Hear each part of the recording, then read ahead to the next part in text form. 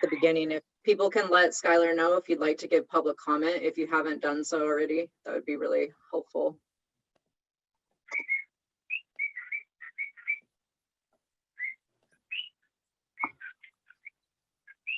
Good. Oh, Good. Huh. Is there a lot of whistling going on somewhere? something. Some kind of squeaking. Is that a bird? Say something, Logan. No, I don't think so. It's not your- No one wants to say it. Are we open for public comment? Not yet. Oh, okay. I wonder what we're waiting for.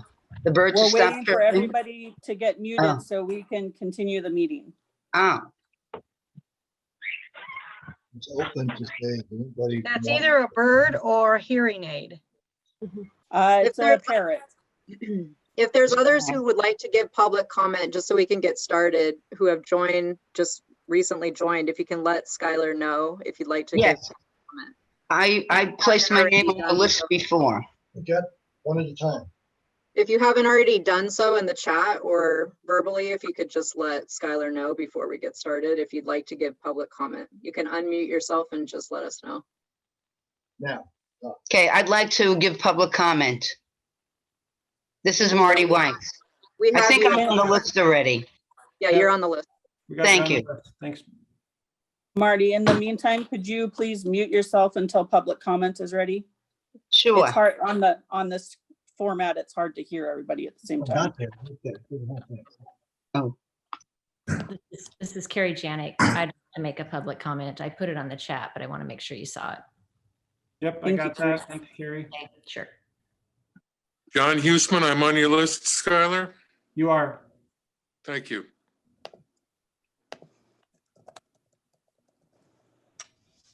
Are we ready to go, Skylar?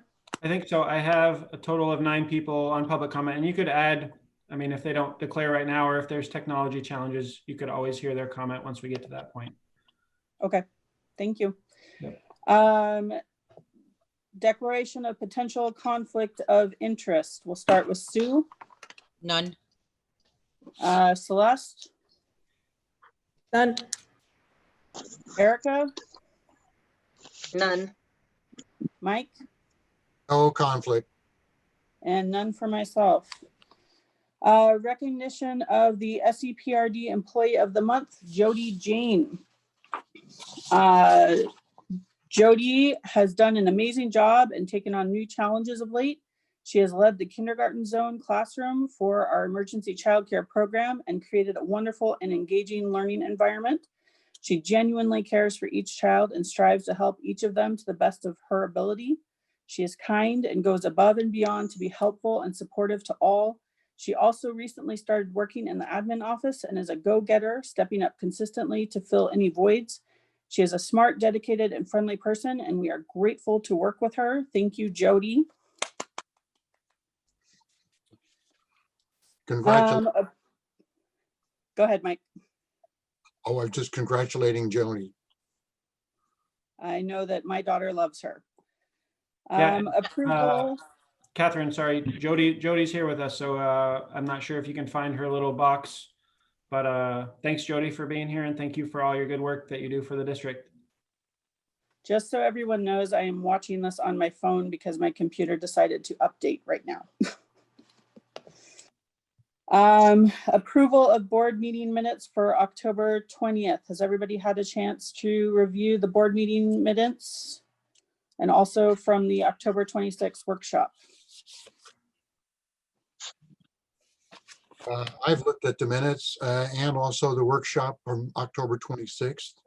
They are very generous minutes and detailed, and I move that we accept the minutes as submitted.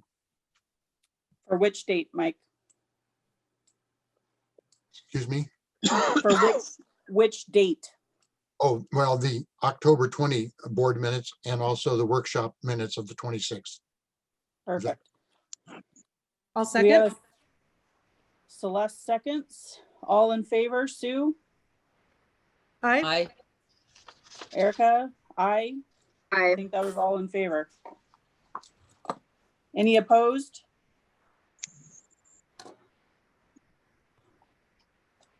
All right, Skylar, I'm going to turn it over to you to run the public comment. Okay, Since you are the host.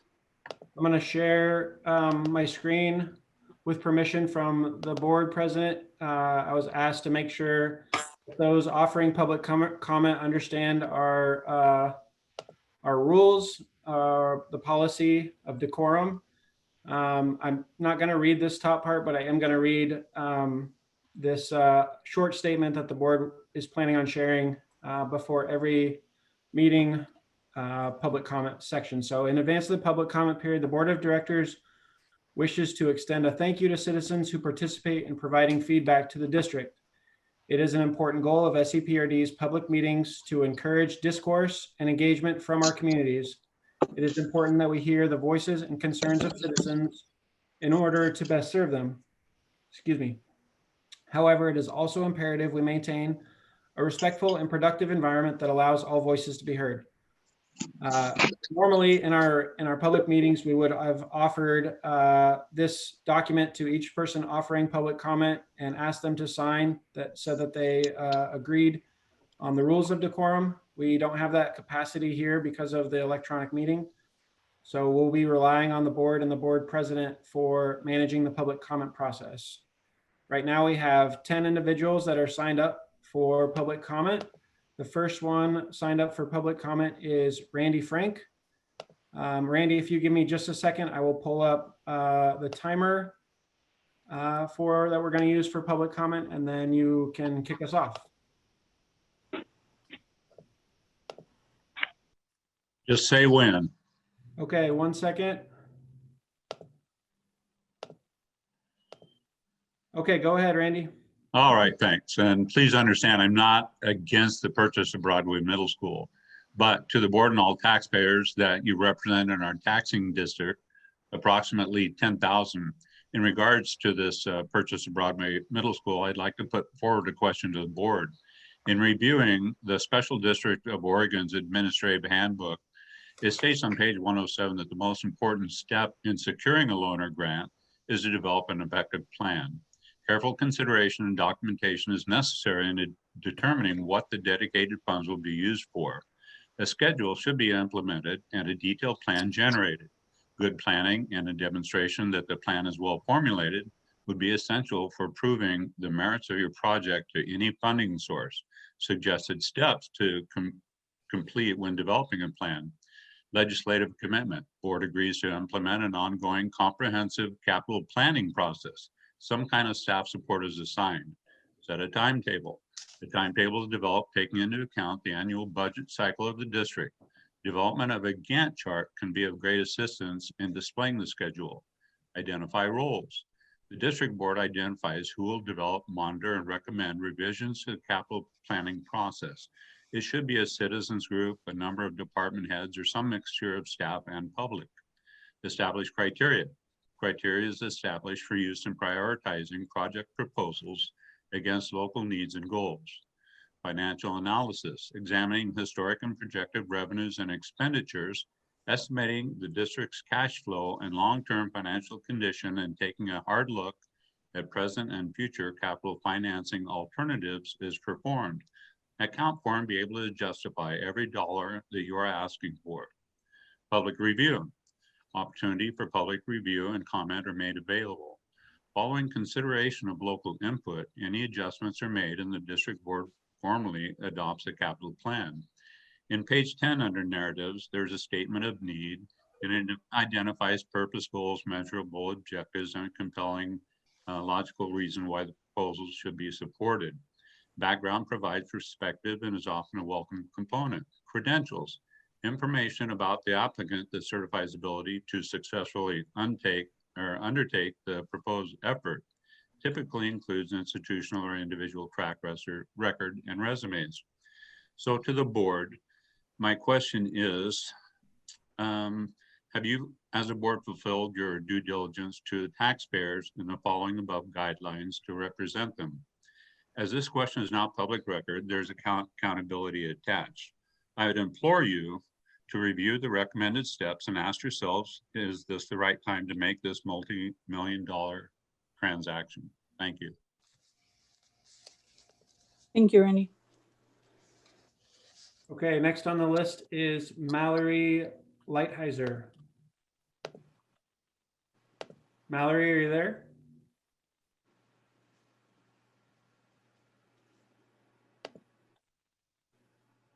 Mallory, are you there? I'm looking for you to see if you need help unmuting.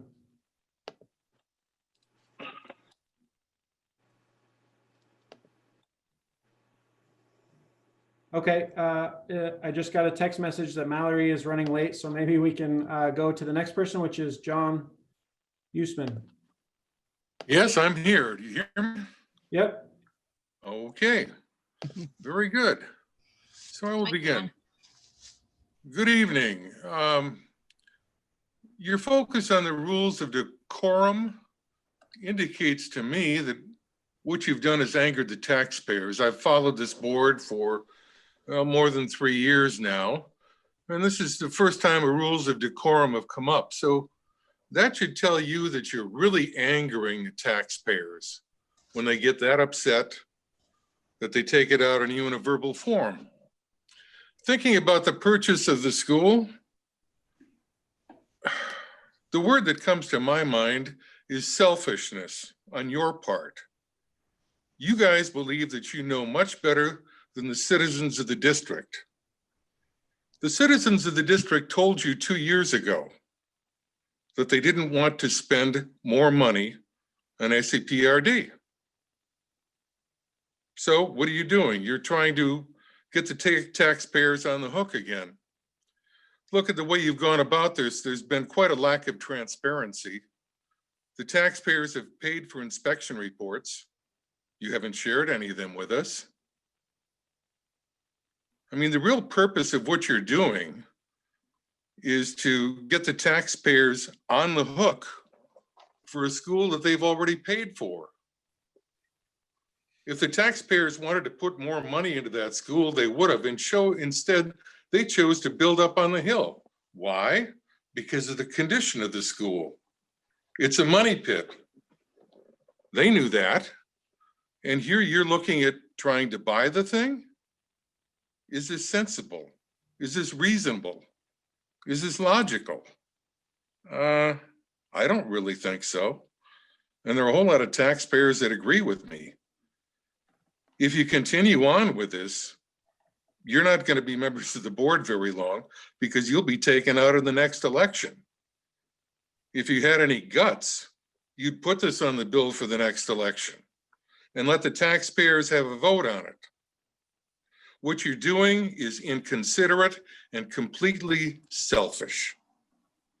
And all of you should be ashamed for what you're doing to the citizens of this city. You know, I interviewed for the board and you all talked about how it was all done correctly. Yeah, it was, but you know what? I listened to every single one of the interviews for the board of directors. I only was interviewed the second day, so I had the whole first day to listen. You know, one thing that occurred to me very quickly is that unless you were in favor of buying Broadway Middle School, you weren't going to be considered for a position on the board. That's what I saw. That's what I felt. And I think you're all being completely dishonest with all of us. Thank you. Thank you, John. Next on the list is Tita Montero.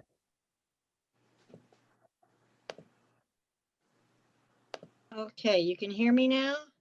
But Yep. that Yes. just, well, that, don't start the clock yet because doing that meant I can't find my exit full screen. Hold on a minute. There we go. Okay. I will be sending a copy of my remarks to the board as well as Skylar to be documented and included fully in the minutes of today's meeting. I want to talk with you about SEPRD, about trust and transparency, and about the consideration to purchase Broadway Middle School from the Seaside School District. For some years, SEPRD has made various plans for its growth. Unfortunately, most of the plans were not formed publicly or with true consideration for cost. Examples: not that long after Skylar's arrival to SEPRD, the public learned that SEPRD was looking at purchasing the property of the Seaside Golf Course. The scare tactic used was that someone would purchase and build condos. When the conversation was forced to be public and specific public input meetings were conducted, it was obvious that the SEPRD taxpayers and voters were opposed to this proposal, mainly because there was no maximum cost known. There was no source of funding, and the taxpayers didn't want their taxes used that way. In 2018, a bond was floated. Skylar wrote in the Seaside Signal to convince people to vote for the bond that 66% voted against. The district explored the possibility of acquiring the soon-to-be vacated Broadway Middle School property, but the acquisition and remodel costs far exceed the $20 million project contained in Measure 4-196. There are many needs in this community. We're being told that purchase and refurbishing of the deferred maintenance on Broadway Middle School is less expensive. There are many needs in this community, but I won't deny that it appears BMS could help handle some of those needs.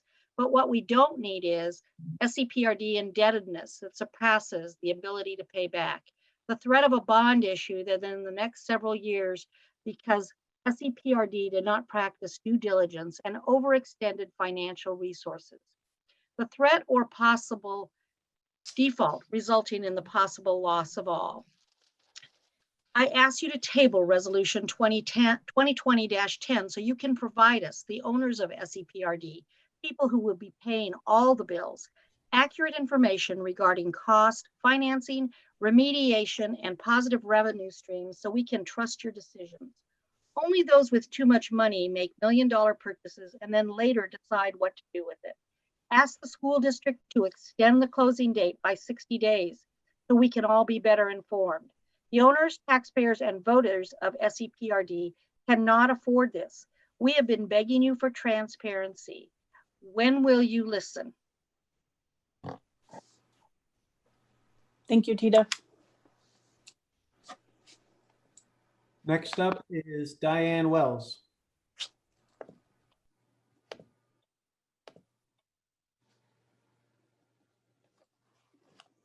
Diane, are you there?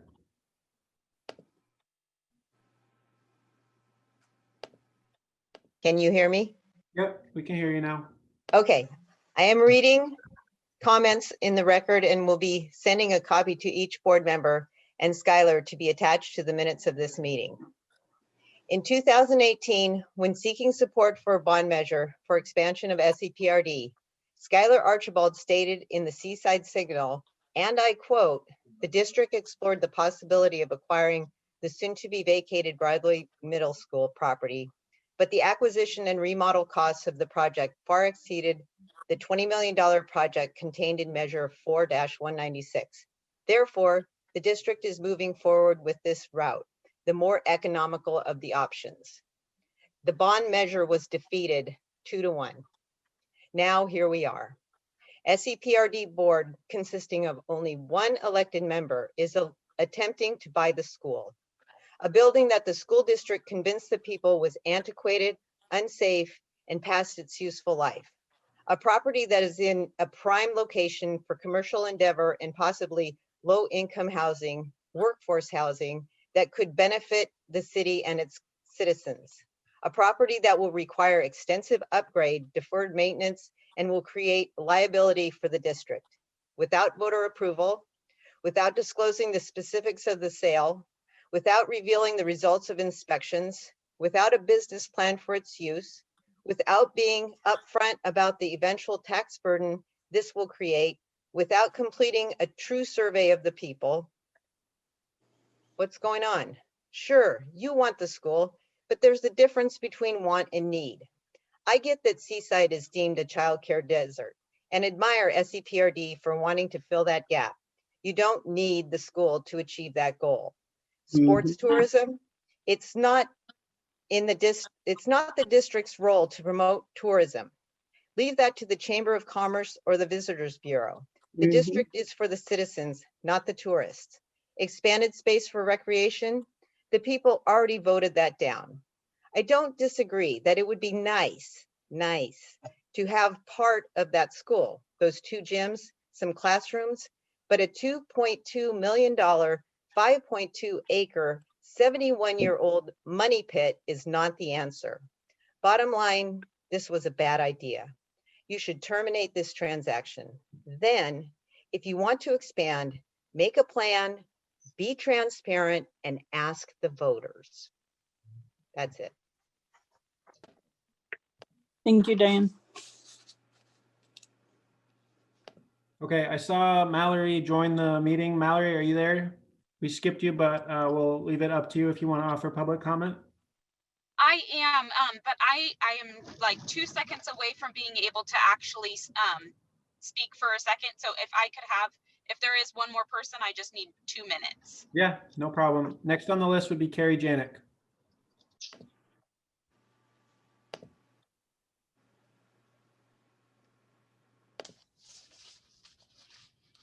Carrie, are you there? I saw you earlier. She's here. I can see her. I think, Carrie, if you can just do the mute in the corner there. Sorry, I thought Skylar was going to unmute me. There you go. You're good now. Hello, I am Carrie Janik, and I am the director of the Pacific Basketball League and the Seaside Basketball Tournaments. And I am actually on today and attending the meeting to support the purchase of Broadway Middle School. I have run the Seaside Basketball Tournaments for the last 27 years. And not only is it a business, a nonprofit business that promotes healthy activity and sport for kids, our kids, as well as kids all over the state. But it also brings economic impact into our seaside community in the winter months when we are the slowest.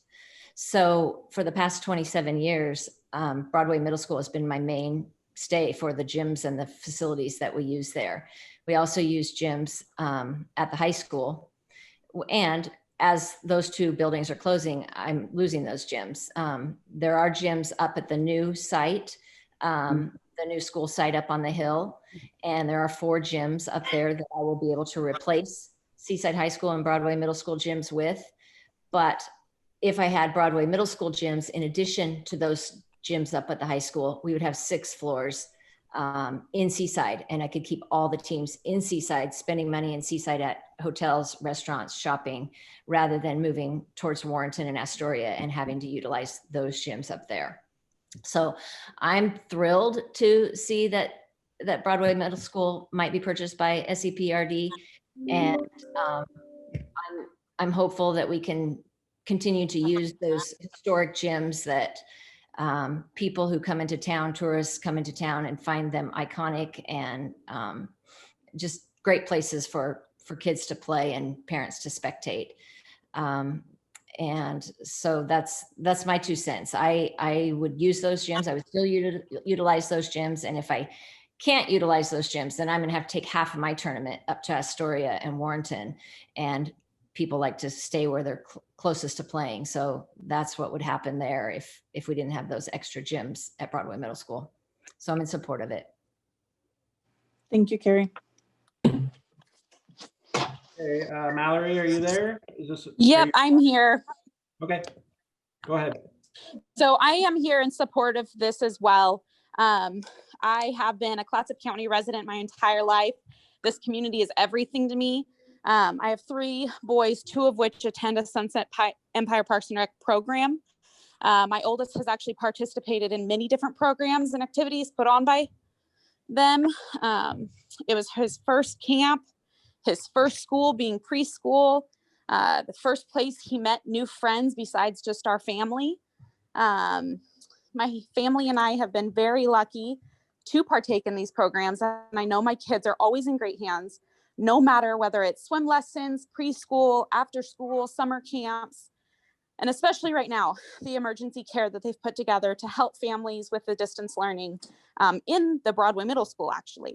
I know the purchase of Broadway Middle School would be a huge asset to our community, allowing them to grow their programs and allow more community members and youth like my own to have a fun, safe place to meet new friends, learn and grow, and also have fun. So that's all I have. And I am definitely in support of it. Thank you, Mallory. Okay, next on the list would be Anthony. Anthony, are you there? Yes, thank you, Skylar. I'm also speaking today on behalf of, also in support of Broadway Middle School as well. Just like Mallory, I have a couple of kiddos myself that have utilized the programs their whole life. Definitely now the emergency childcare, but before COVID, they were using the after-school care, day off camps, and the summer program. And during the summer, the SEPRD would also use the middle school for their space. So with having the additional space, we'll continue to allow the youth programs to grow, which is a huge need to the families here in Seaside. I think a lot of people forget that we have a lot of households where both parents are working. They may not be able to afford, to have someone come to their house and watch them, and SEPRD always provides very affordable childcare for their different programs. And I think with the middle school, it will allow them to continue to develop those programs and to provide support moving forward, because who knows what education is going to look like come 2021. Furthermore, with the additional space, it's going to allow the other programs they offer. They have the gym, they also have other programs that they can provide to adults and youths of all ages, because there'll be the additional space. And definitely promote health and wellness. And I don't know if you all had a chance to look outside today, but it was raining buckets. So we don't really have a lot of space indoors that we can really promote health and wellness. And so with the additional space, it would allow different programs, whatever they may be. And I think that's the one thing that we should definitely take away from this, is that the more space we have, the more the community can grow together in a healthy way and promote health and exercise and wellness overall. So thank you so much. Thank you, Anthony. Next up is Marty. There you go. Okay, can you hear me?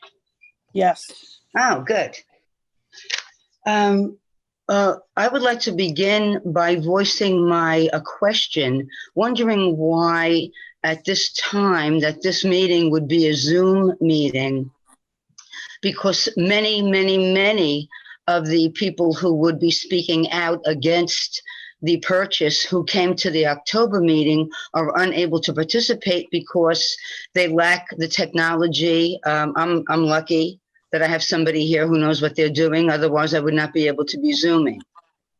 So I think that's something, a question that needs to be put out there instead of making it accessible for people, especially when we're making such a huge decision about the way our monies are going to be spent. And I agree with everybody that has spoken so far against the purchase. There is very little transparency. This already went to the voters in 2018, and we said no. We said no.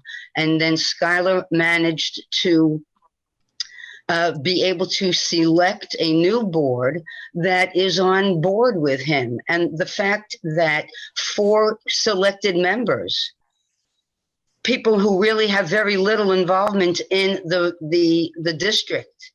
I know, Catherine, your children are in, the daycare, and Sue swims, but I've been involved with the district for 20 years.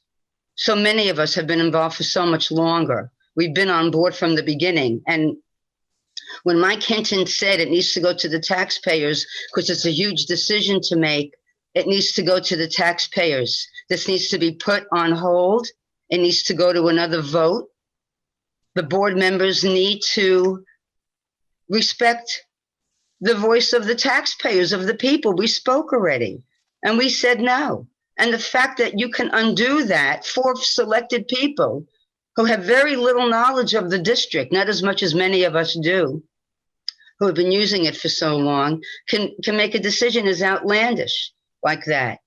To buy a building that the district doesn't want, that we want for millions, and then to have to first deal with all the reparations that have to be done. The building's 71 years old. There's asbestos that has to be removed. And Skylar, I find it interesting that you won't release the inspection reports. That's something that we sure are entitled to read. I would like to make an appointment with you to see that report so that we can be informed. The taxpayers need to be informed. We need transparency, not sneaking around behind a new board. Thank you. I say no.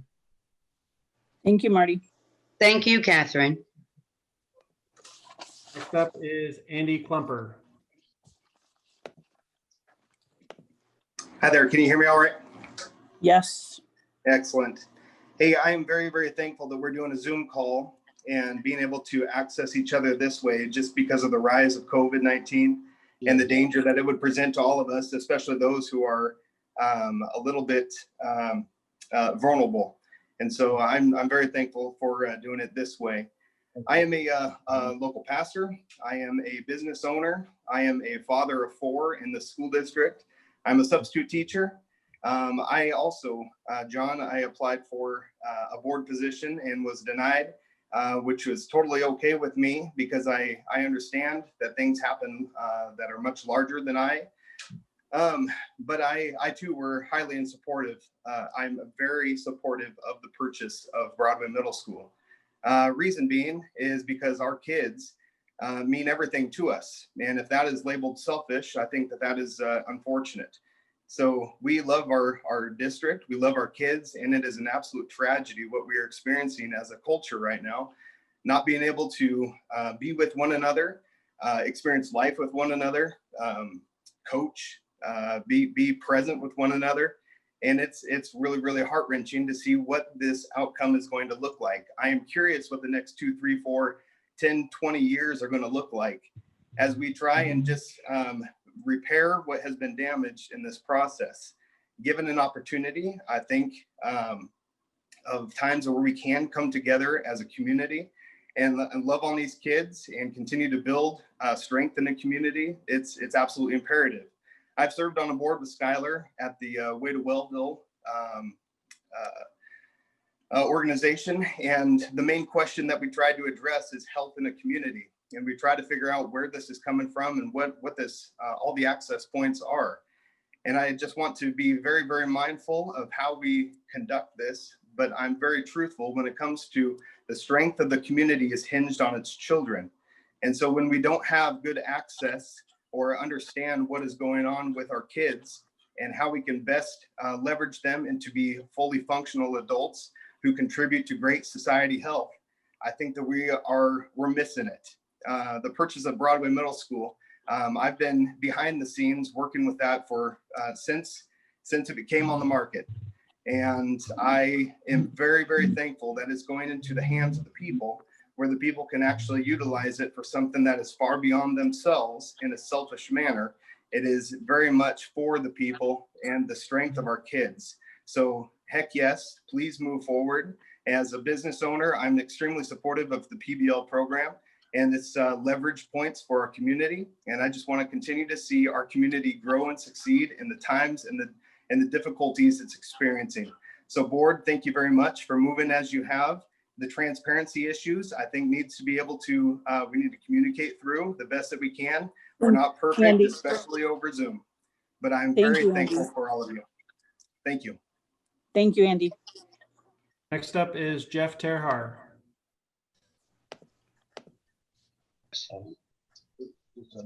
Good evening, Jeff Terhar. Thank you for this opportunity to speak tonight. I spoke highly about this project for ever since they were talking about moving up on the hill, that we need to do the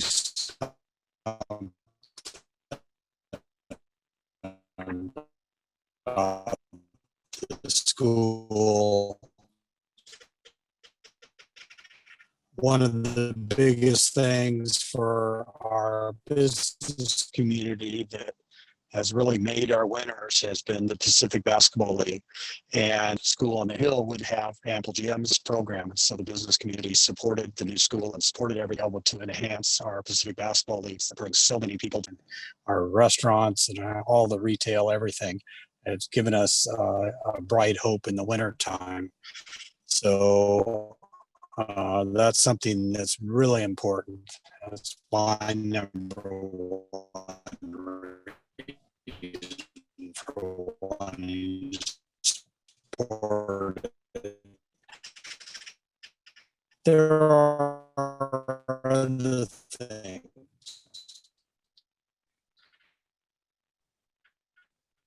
Oh, Jeff. Is it just me, or is the connection bad with Big Jeff? rigs that park there in that parking lot throughout the year, our city. There's the change that are really important. The other, yes. What? Is that better? Is that better? Yes. Hello? Can you hear me? It's better Okay, now. Jeff. Okay. Yep. So I'm sorry, I don't know what part you lost, but anyway, I was really upset that we didn't get involved with other public uses for that property. I said early on that I think it would be great to take part of that and make our police station, which means we could sell the bit property that was where the police station is now and put that money towards this project. It's rather large property for just Parks and Rec, but if that's what it is, that's what I support. But I think there's other uses that our city is in need of. And having a police department near Parks and Recs, I think would be an asset to keeping things clean and in line and all that. So that was something that I felt that we should have looked at, because the money from the present police station could be used to enhance this project. The auditorium would be great to use for different aspects of our city. The PBL, again, is one of the main things. I know our STDA, Seaside Downtown Development Association, has discussed this a lot.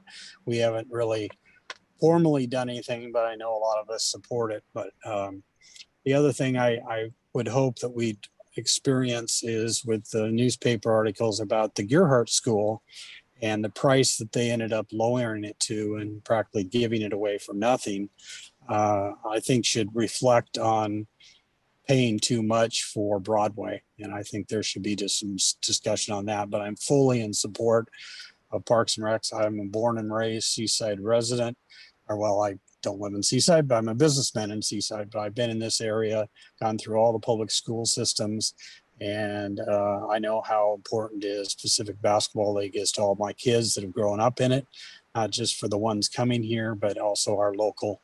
So I think it's real important to do everything we can to try to make this happen. But I think a joint effort with some of the other city organizations like police department could really help this project. Thank you for this opportunity to speak. Thank you. Ms. President, so we had at least 2 people contact me during public comment and say that they'd like to offer comment. Susan Bartline and then Patrick Duacek, and there may be others as well. But if you can lend the floor to them. Absolutely.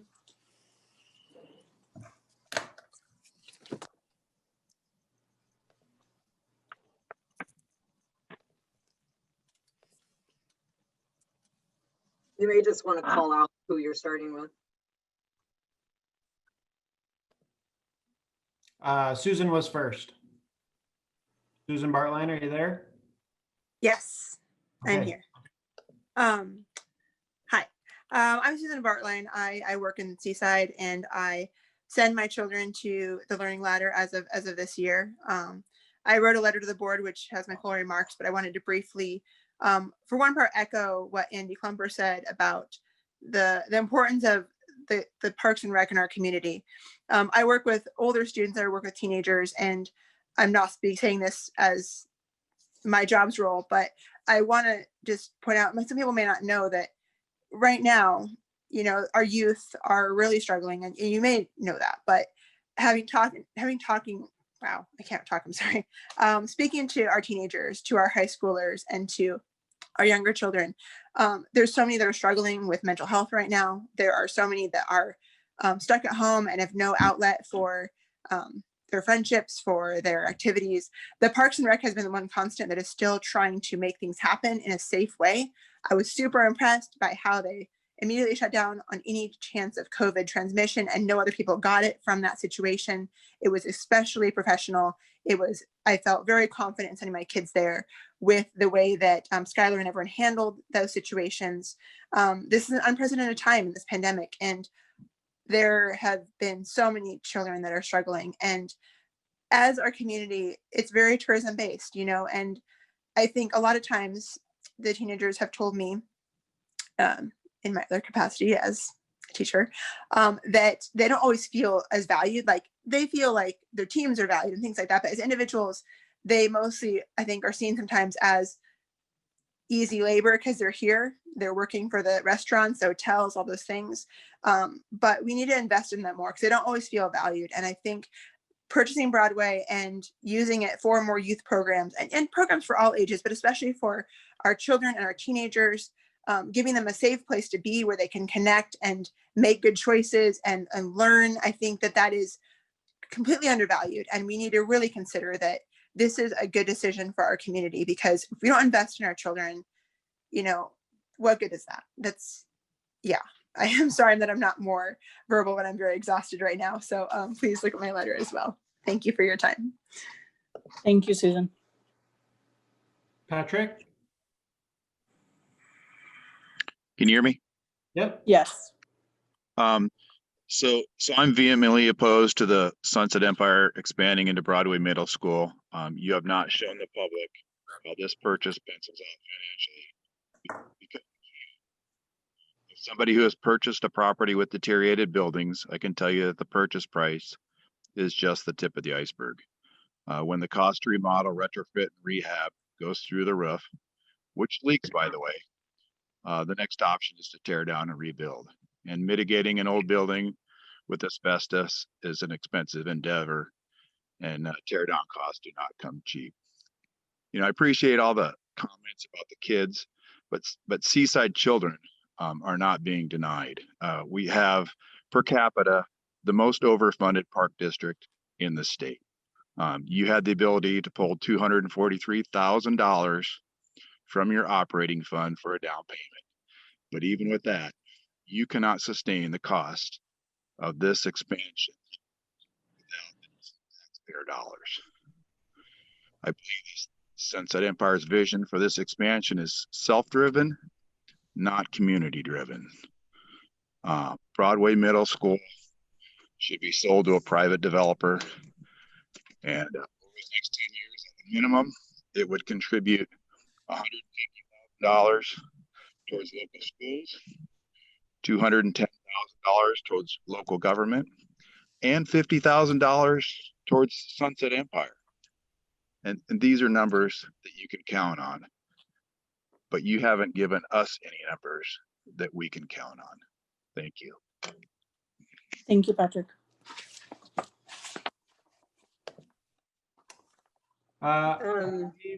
There's one other person. Angie, did you want to offer public comment?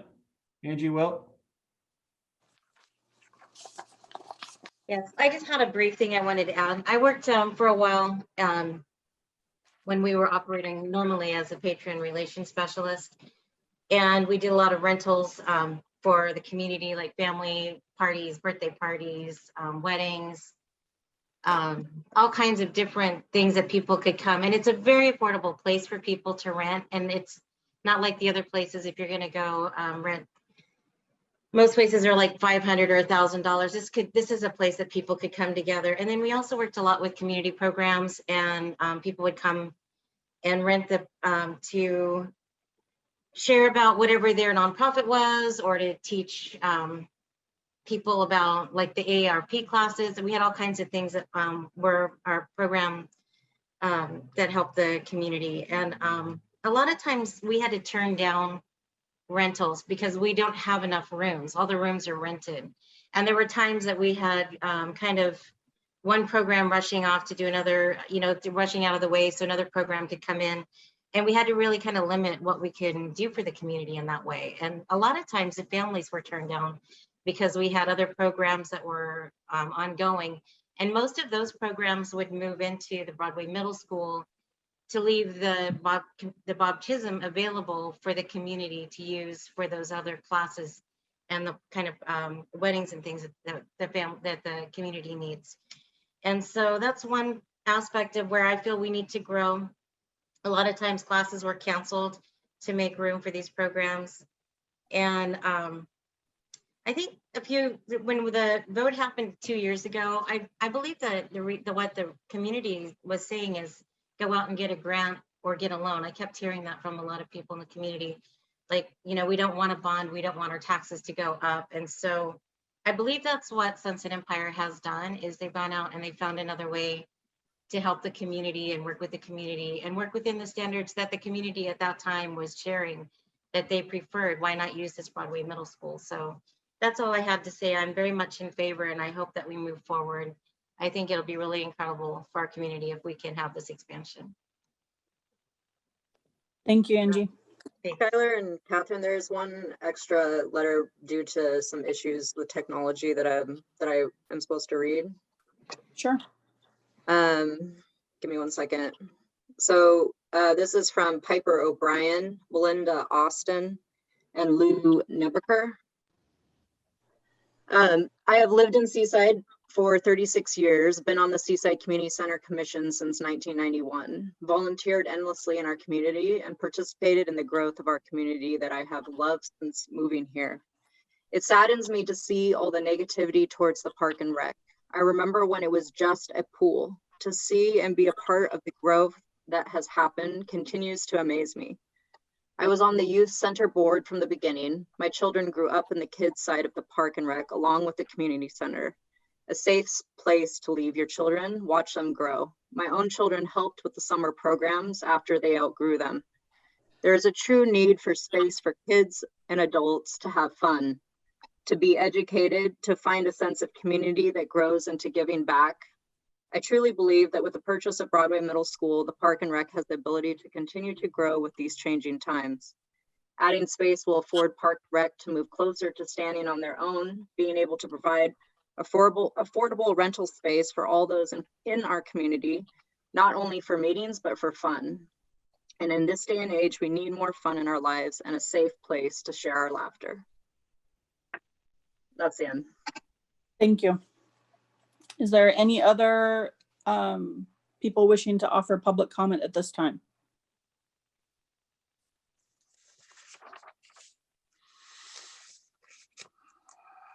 Okay, moving on. I would like to share that the board will take into advisement all public comment offered, and we do not respond to each individual person at this time, but we will work to respond as we can.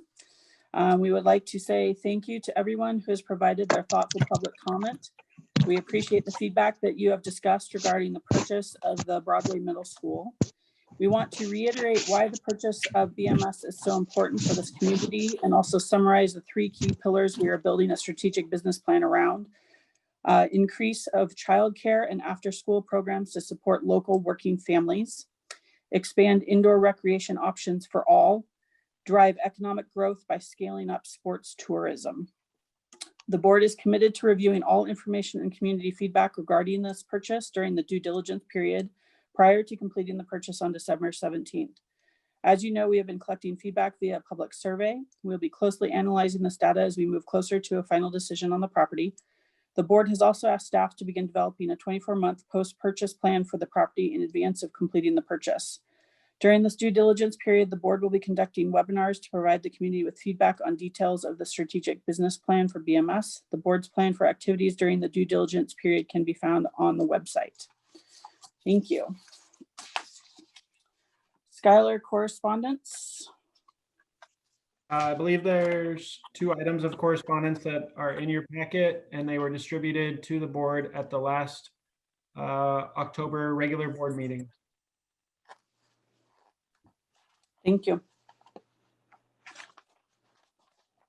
believe I've seen both of those before. Review of financials. Has everybody on the board had a chance to review the financials? Any questions regarding the financials? I have one. Go ahead, Mike.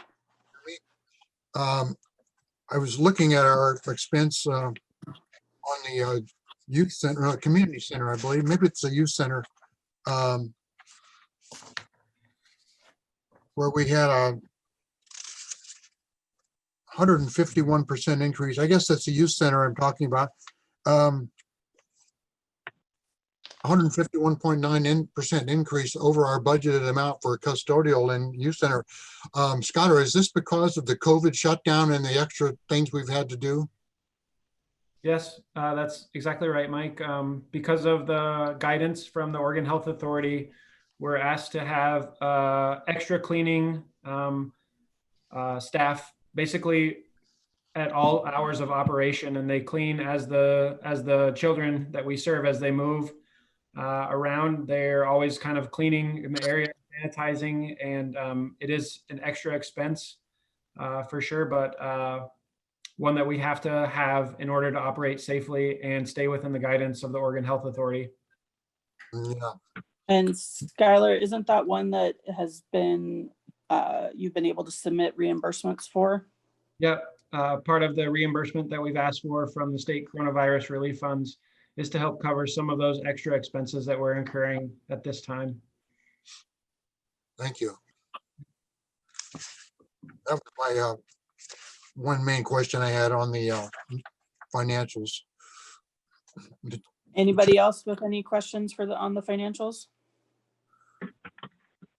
That looks in order.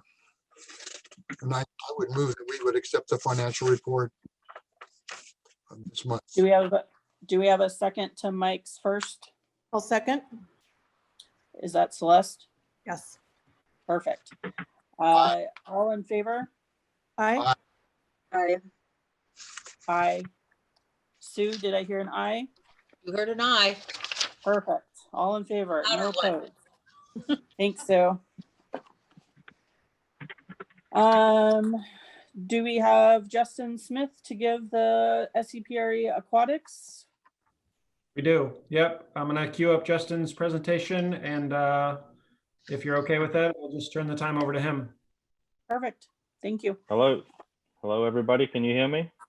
I can hear you. Yay. Thank you. Thank you very much for having me. I'm glad to be here to present today. And I just want to start out with a little bit about myself. I've worked for the district now for 5 years. Recently become the aquatics and recreation manager. Unfortunately, due to COVID, it's mostly been aquatics right now. But we're working on the recreation side as things start to come up. I've been working in aquatics as a director now for 11 years. I was born in Australia, so I've spent my whole life around water. So it's a really strong point for me and something I'm really passionate about. And I often look at swim lessons as not just a lesson, but a life lesson and something you take with you forever. So that's a little bit about me. Sorry, I'm not sure how this is going to go with Scala directing the slide while I talk about it. So if we can go to the next one, Scala. I wanted to start with something that was such a great project that happened with the district this past year. It was a massive project, a real big undertaking, but I mean, it turned out amazing. The reason for this project is just general maintenance. Of 20 years old, the pool was starting to delaminate, would have become a real safety concern. So it was time to resurface the pool. Pretty typical for its age, nothing out of the ordinary, just part of having that body of water full all the time with that heated water. Part of the project, we were able to add in new lighting. The new lighting has been great. It works out well for projects, in the morning when we're having an early water swim or a yoga class, or swim lessons in the evening when it gets dark out throughout the winter. So those lights have worked out amazingly and have been great. Another part of the project, which is not widely talked about, was those steps. As you can see on the learner pool there, those steps have some small diamond tile on there. Previous to that, there was a complete row of tile. Those tiles were glazed over the top, so it became quite slippery and could make that very dangerous if you weren't aware of that. So now that that danger is gone, it's another great part of the project. Another part was resurfacing the hot tub. Hot tub was also at that typical age and had some delaminating inside. And also the same tile that was in the learner pool was on the stairs to the entrance hot tub. So it did make it quite slippery. Those tiles there now are to code and are there for that visual, so you know that there's a step. So that's why the change in those tiles. One highlight or low light, depending on how you want to look at it, was during this project, we also had to redo that drain around the learner pool. It was not up to code, and often when we had a large class in the pool, would leave a bunch of water on the deck. During this project, Anderson Pool Works were the contractors, and something happened along the way to where the demo portion of that drain, the contractors did not make it. So luckily, Levi and I got to take that job on, rented some heavy construction tools and went to work ripping that concrete out, and then let them get back to work with it. So, I mean, super fun job. Not the first time I've done any heavy lifting, but it was a great experience for Levi and I to do, and to work real closely with those Pool Works guys was really great. Next one, Scarlett. A little bit of talk about swim lessons. This one's a little bit of a downer for me. I take real pride in our swim lesson program. And right as we were getting to the meat of the season was when COVID happened. As you can see, our March numbers for 2020 were up to 104 registered, and we had that running during the closure. And the typical year before was 87, and the year before that was right around that number. So we had seen a big spike. And actually at that time of closure, around the 22nd of March, we had already a full program in May and half of June full already too. So swim lessons is something we really push forward. Lindsay Wolf is our aquatic supervisor, and she does a great job working with every individual parent as they try to sign up. We do our best to never turn a kid away, and we try to accommodate everyone that comes in. And as you can see, typical year, we would run through about 1,000 swim lessons. The 18-19 season was 1,054. Unfortunately, with the missing 3 months plus that extended shutdown to do the learner pool, we shorted at 668. But the current, on the flip side, the current, right before we closed currently, we had 63 kids out of 72 spaces in swim lessons. And that's with about 10 days worth of marketing. So, I mean, it was just a great thing to see. We also had 15 private lessons that we had just started, which is the most, since I've been working there in 5 years, is the most we've had going at one time. So it was just really great work from all of our staff. They put in a lot of work to this, and it's an unfortunate situation, but it is something we're very passionate about and look forward to having those kids back in the pool. Now we'll talk about swim team. Swim team, again, another thing that we really connect to our swim lesson program. When I first came on, it was right before Mike Carty had come on as the swim coach. He was brought on to bring the program back. And it was something that we tied into our swim lesson program. Worked really hard to readjust our levels so that swim team was not a standalone program, but a progression from swim lessons. Mike has done an amazing job at taking individuals, testing them out, working them to help get them into this swim team. Again, unfortunately, we got ourselves into the same position where numbers were growing, and then we had to take that stop. Mike has done an outstanding job with swim team. I can't speak highly enough. He opened it back up in July. We have very strict protocols in place, and we're able to get 24 kids in the water, 2 separate groups of 12 kids. They start at opposite ends of the pool. They never stop at the same end. They were always distanced, and he worked really hard on that. He was able to get 24 in those last couple of weeks of July when we brought the program back, 24 again in August, 24 in September. During October, he turned it in from 2 teams to 3 teams and got it into 33. And we created a partnership with the high school so that we could prep some of those high school swimmers in the water. So he had a team with them too. So, I mean, he did the program basically all on his own, just with the help of other staff to help schedule and communicate a little bit. But Mike, I give him big props for what he has done. If you look at a typical October, last October, we had 9 people in the swim team. The October before, we had 13. And right now he has 33, 34 kids. So, I mean, that's amazing work by Mike. And he really takes pride in his connection to this community through the swim team. He takes that much pride that he has coached the high school swim team in Astoria and the high school swim team in Seaside, and continues to create a partnership with them as we grow our program. So we have a great asset in Mike Carty with that team. I wanted to touch on some of our water fitness classes too. Currently, we only have a couple of water fitness classes, but we were at a spot where we had at least one a day. We have not brought back Pai Chi or HIIT There are a couple of programs where the instructors are a little bit in the category where they are at risk, so they didn't want to come back on, and I totally respect that. And there's also some risks in some of these programs where they need to get a little bit more interaction, so we haven't brought those back. We typically run about 25 classes a week during normal operation. Like I said, right now we're making sure we at least had one option a day for people available at sign up. One of the highlights of these programs is the arthritis class. We've partnered with the Northwest Senior Disability Services, and they actually help keep that program going and pay us for 2 8-week sessions at $480 a pop to make sure that we keep growing that. Now, the only caveat we have is that we try to keep it at 10, and we try to keep growing it where we can. And right now, the signups are maxed out at 8. We're totally in communication with them about that and understand, and we're just making sure the program is safe. And I will tell you that as we created that partnership, it's a couple years old, but one of the things that they told me about was that we're one of the only pools that run this program.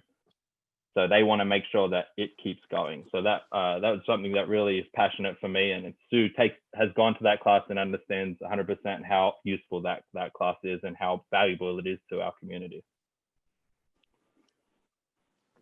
And then we go to the land classes, again, something that we've done the same thing with. We've tried really hard to make sure right now that we're being safe and at least having one option available to people per day. We haven't brought too many of these classes back just because of how intense it can be. And with COVID right now, it's hard to do it safely. So we've really taken slow steps to bring some of these programs back. One of the other highlights is we also partnered with Northwest Senior Disability Services on an Otago program, and they basically pay to keep that program running. They pay the instructor. With COVID right now, it's an in-home service, so they actually pay the mileage as well. So it has been a great partnership to have. If you're not sure what Otago is, it's for people who are over 80, or if they are 65 years with 2 chronic conditions, and if they've had a fall or they have trouble walking, this is something that's in home to help them with balance, walking, control. And one of the other things too is just having that connection with the community as well. So it is a very great program, and Jillian does an amazing job with that program.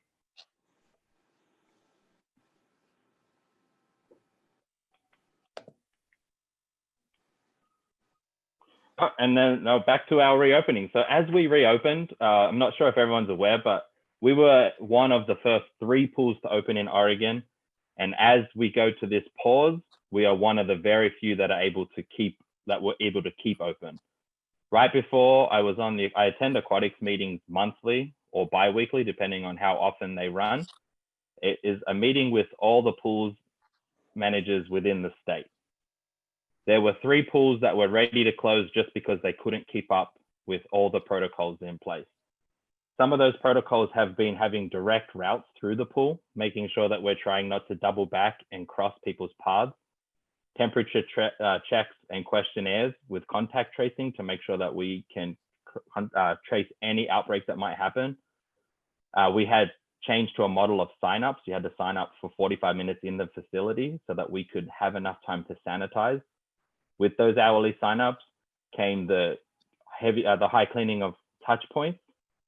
The touch points are in the locker rooms, just making sure that anywhere that people might sit or touch gets sanitized. The sanitizer has to sit for 10 minutes, and then we can move on to the next group to come in. So it's been very safe. The staff have done an amazing job. As part of that, we've made sure that we have specific pool use times. So if there's a fitness class, that's the only people in the pool. Whereas in the past, we would try to help get them in space in the pool. So we're just making very deliberate choices about how we open the pool up. We closed the pool from March 22nd and then reopened it on June 22nd. So we were closed for a fair time, but it did give us a good amount of time to get the pool ready to be open and safe. Swim team resumed on the 14th of July, and then swim lessons resumed on the 3rd of November. So unfortunately, they just resumed and we had to close the program down, but we'll come back, we'll get it back up and running. Our protocols are doing great, so we are confident we can do that. A couple of the numbers, just so you can understand how great of a success this has been. In July, the lap swim, we had 677 people out of 695 slots available. And this does not include the walk-ins. This is just reports pulled that people registered through Rec 1. So if someone didn't show up, we did pull them out of that slot. So it has removed those people that didn't come, but it does not include the people who dropped in along the way. August, we had 775 out of 800. And as you see, the trends just continued. Even the fitness classes almost maxed out every single class. So we have a great response to this slow reopening, ensuring that everybody in the pool is safe.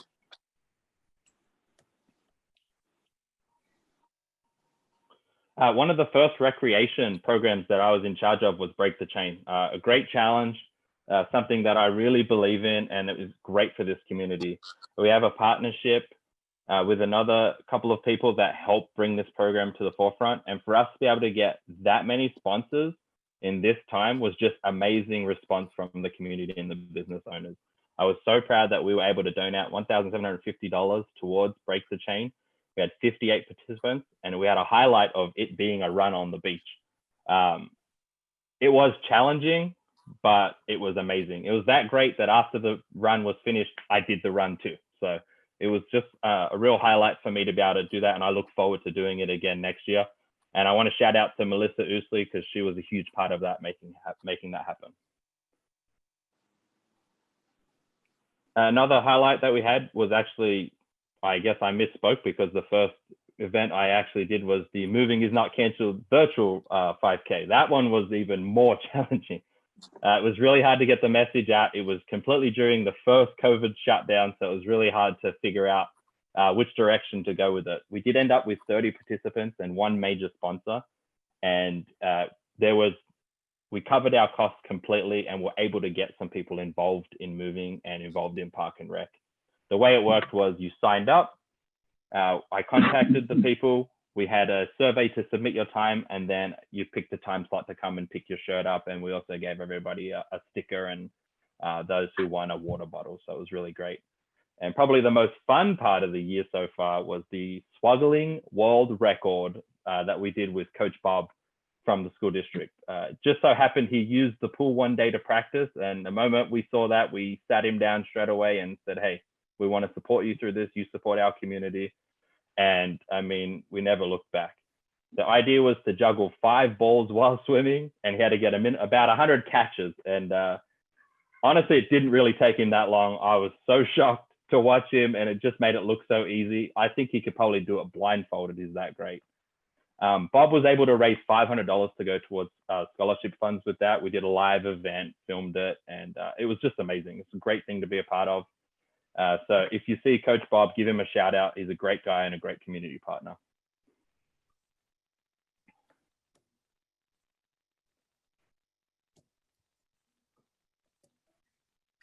Justin, is that the last slide? No, there should be one more. There we go. Sorry. Yeah. Wish list, just something fun to finish off with. You know, something that I always like to talk about at the end of my presentations is something that I'm always looking forward to get the kids in the pool. The first one is the Aqua Zip, just something fun, a retrievable rope. It can be put in shallow water, so there's no more worry. We do have a rope swing, but it's only for kids who can pass this certain swim test, be in a certain area. This is something that we could put out in the shallow water, could be in a very safe area, and can be used by everybody. The climbing wall is just something that has been really asked for by the community. And I'm talking about the open swimmers, the middle schoolers, the high schoolers that come through that really don't have that aspect in the pool right now. You know, you can go swimming so often, but in a place where it rains this much, I would love to have more for them to come into. The more we keep them in, the more they're off the street causing trouble. So I'm always looking to bring people into the pool, and I just really want to have them to have a good, fun time and keep it safe. So these are just something that's always on my radar as we move forward. So yeah, thank you guys. I appreciate your time. If you have any questions, feel free to throw them at me. Thank you, Justin. Does anyone on the board have questions for Justin? Yes, I do, Madam President. Go ahead, Mike. That aqua climb and that aqua climb and the zip, aqua zip, Can you hang a price tag on those so we can consider those? Yeah, total delivered, installed, or both together, a combination is about 20,000. 23,000? 23? 20,000. Okay. That's good. You're about 14,000 for the zip installed, and then about 6,000 for the climbing wall installed. Okay, yeah. Thank you very much. Those look like fun things. That clear climbing wall looks like a good idea. We used to have a climbing wall. We had the tube and everything, but you couldn't see through those. And I think the clear one might be a really handsome, useful addition. Looks like that is a highlight of it there, Micah. The fact that we don't have a lot of space, and the old one rendered that area of the pool useless, really, with the slide and the climbing wall. Just blocked out that whole spectator area, especially when we were trying to do swim meets with the high schools and we have so many people in there. Just that area was not usable, and this would still make that area usable. And you can expand it, you can add additional, you can separate them out and have additional climbing walls. I know the COVID situation has been difficult for all of you guys, but we've succeeded hugely thanks to the hard work that you've done. I was kind of wondering, one more thing I wanted to ask. It's slipping my mind now. I'll pass the mic on to somebody else. Thanks, Mike. Justin, I just want to extend an appreciation for the team for the creativity and initiative to try to figure out how to make things work during this period. I just can't imagine all of the complicated considerations to make sure that people can get in the water and participate. And I just really appreciate our team's work to do that. So thank you. Sorry for the background. Thanks. I just want to add that that's something that I feel like sometimes I take for granted is how well we did reopen the pool. And at the last meeting I was at just reminded me with how many people were difficult. There's one pool that a lady was working the front desk with her newborn and had one lifeguard on the deck.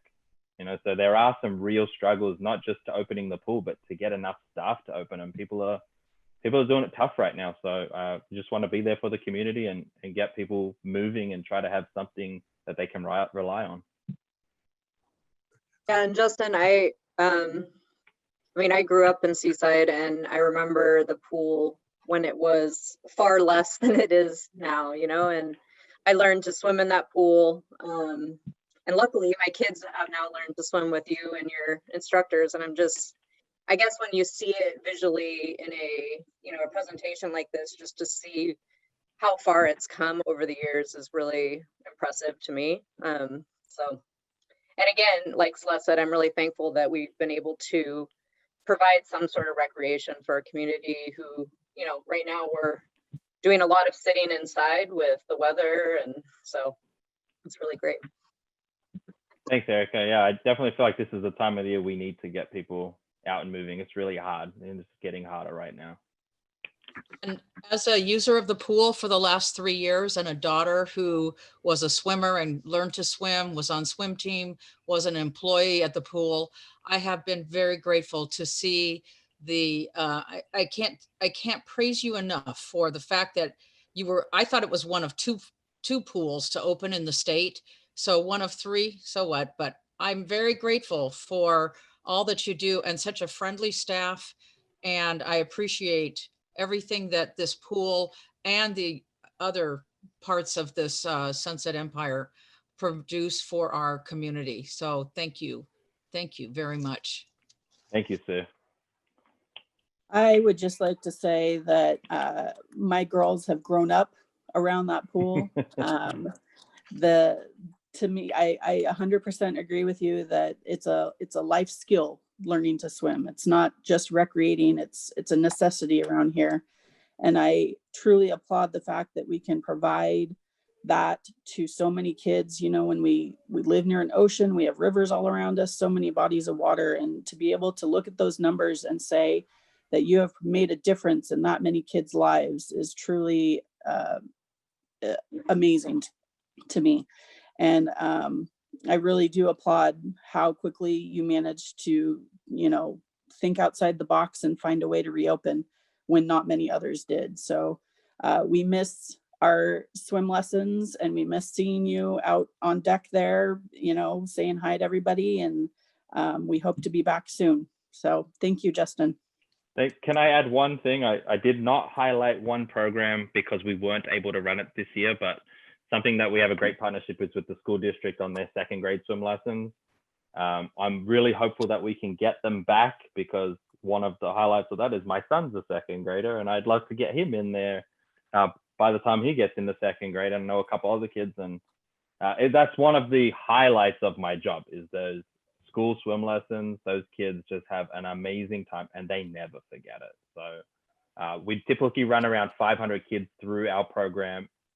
No money needed for that program. That is just, you know, we work with the PTO. We do it for cost price. We just want to get those kids in the water too. So unfortunately, we didn't get to run that program, but that's not over yet. We might have an opportunity, but I did not highlight that for that reason. You know, Thank you, Justin. I wanted to add something about the scholarship opportunities. I took a phone call 23 years ago, and a child spoke that she could not, her family could not afford to let her swim because they had to eat. And I took that to Mary Blake, and that little girl got to swim. And I'm just so grateful that there are a lot of opportunities that we offer to our citizens who are not able to have the luxury of being able to afford a lot of things that we can. So I thank you for that too. Thank you guys very much. I appreciate it. Can I ask one more thing? Yeah. I understand that we've had some health inspections. Somebody or somebody's friend called in, and we had some surprise inspections. What were the outcomes of our inspections, Justin? The inspection went great. The lady came in, inspected specifically everything that she needed to. She walked away extremely happily. I apologize to her for having to come out in that way, but she was actually happy to come out, and she was really happy to see what we were doing. I walked her through the entire facility, and she was really impressed. Thank you. Thanks again for all the good work. Thanks, Mike. Thank you, Justin. Thanks, Justin. Next, we have Melissa Ousley with the SEPRD Community Needs Assessment results. Yeah. And Skylar's got our presentation there, so that's great. I want to just echo how thankful I am for our swim programs. We've lived in the community for a long time, and my kids have also benefited. I have 17-year-old twin boys right now that are on the high school swim team, and they started out, you know, in second grade, going to those swim lessons, and then, you know, benefiting through middle school, starting out with Mike, learning how to swim and build those skills, and it's just been amazing. So I really appreciate that personally. And then I swim as well, and I really love it. It's a really awesome thing to be able to have that in our community. So I did want to mention, this may be mentioned a little bit later, but I did just want to mention to the board that we are going to run the turkey trot a little bit differently this year. That's one of my areas. So I did want to just mention that to you all.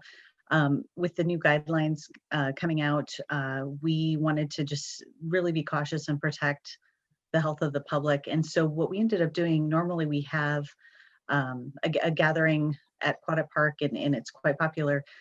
We're going to change it and do something virtual this year. So rather than everybody meeting in person, people are going to be able to do that on their own. And so if people want to sign up, that's registration is still available to people. If they want to give us a call and sign up, we're happy to do that. We will have t-shirts for folks. We will have a map with a suggested route for people. You don't necessarily have to follow that route to complete the 5K, but our main point is, you know, we want to get people out there, get them active, enjoying our beautiful coast, and just, you know, in as safe a way as we possibly can. So that's, you know, why we made that decision. But, you know, give us a call if we can help. So, and then my presentation is about the data of the survey. So a couple of things that I wanted to mention up front with this. I actually have a background in social science. I have a PhD in higher education, and so this is kind of one of the things I enjoy doing is working with assessment. And so a couple of notes. So when we do a survey like this, we're really trying to get a sense of what the community is feeling, and we don't end up getting feedback from every single citizen in the community. You never do, even the U.S. Census. It's, that's the purpose of the census, and even with that, you don't always capture every single person in the community. But really what we want to do with a project like this is we want to get a cross section. We want to get a sample to understand how the community is feeling about things. And so that's what we were really striving for. And so we offered the survey in a number of ways. We put it on our website. We talked about it on social media through Twitter, Facebook, other things. We put it in our newsletter. We do a monthly newsletter. And if anybody wants to sign up for that, we're always happy to add people to our subscriber list. But we did talk about it there. There was an article in the Seaside Signal. We also had a partnership with the city and put it out in water bills. So I would say our target audience of who we were able to distribute this to was about 3,000 people, possibly more. And then our response rate was 359 people. And that may seem like a small number, that sample size, but if you think about national response rates, when you have a national survey and the average response rate for surveys, it ends up being about 10 to 11%. And so we're right in that range. We're right on par in these responses with national rates. So just something to consider with that. So just a couple of things here. We did, let's see, I guess if we can go to the next slide, Skylar, that would be good. There we go. So we've got our overview. So really the idea behind this is we wanted to get a sense of how the community was feeling about not only the acquisition of the Broadway Middle School building, but also about our programs and where the community needs were. I know some people have mentioned childcare being a huge need in our community, and that is true. So we did ask the community about a number of different topics, so I'll talk about that. Again, our response, we had 359 people. We did end up closing the survey so that we could analyze the data, but certainly if people have additional feedback, there's venues for that. And then 89.36% of respondents were district residents. People didn't have to be in the district to respond, but the majority of them were. So there we go. And then if we want to move on to the next slide. So the board had a couple of priorities here, and those were priorities that were outlined in the letter that the board recently shared with the community. And so there were three priorities. One was to expand indoor recreation activities for all citizens. Another one was to increase desperately needed childcare, preschool, and after-school activities. And then the third was thinking about tourism and more specifically a sports tourism strategy, such as the Pacific Basketball League. So those were the things that the board was thinking about. And so those were some things that we looked at in the survey. If we want to go on to the next slide. So in looking at those three priorities, we have some data here. And one of the questions we asked specifically of the folks that took the survey is, how do you feel about specifically the acquisition of the Broadway Middle School building?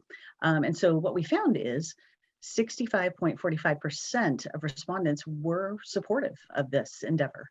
I do want to mention as well, there's a difference between quantitative data and qualitative data. So quantitative data are these kinds of questions where we are asking people on a scale, how do you feel about this? Are you in support? Are you not in support? So we're looking at a range of responses. Qualitative data is where you have comments. So we did ask those kinds of questions as well. So we gathered both quantitative and qualitative data. What qualitative data does is it really gives us more insight into these trends. So what I'm presenting to you tonight are the trends. How supportive were people? We can certainly at some point, if you're curious, look at the qualitative data. Qualitative data doesn't really show us the trends, but what it does show us is why they feel the way they do. So it allows us to just dig a little bit deeper and kind of understand you know, some of the things that people, some of the reasons why they might feel the way they do. And it just allows us to kind of drill down a little bit. So, but because those are pretty specific by respondent, I didn't include all of the qualitative data. So this is primarily quantitative. But the other things, the other priorities, so we did talk about expanding indoor recreation activities. So we had 68.6% of folks who were in favor of that. And then increasing childcare. So again, we've talked about our area being a childcare desert.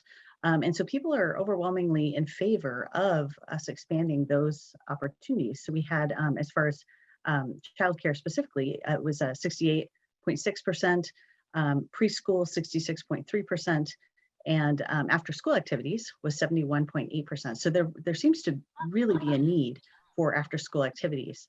So that's something that's, you know, important to consider.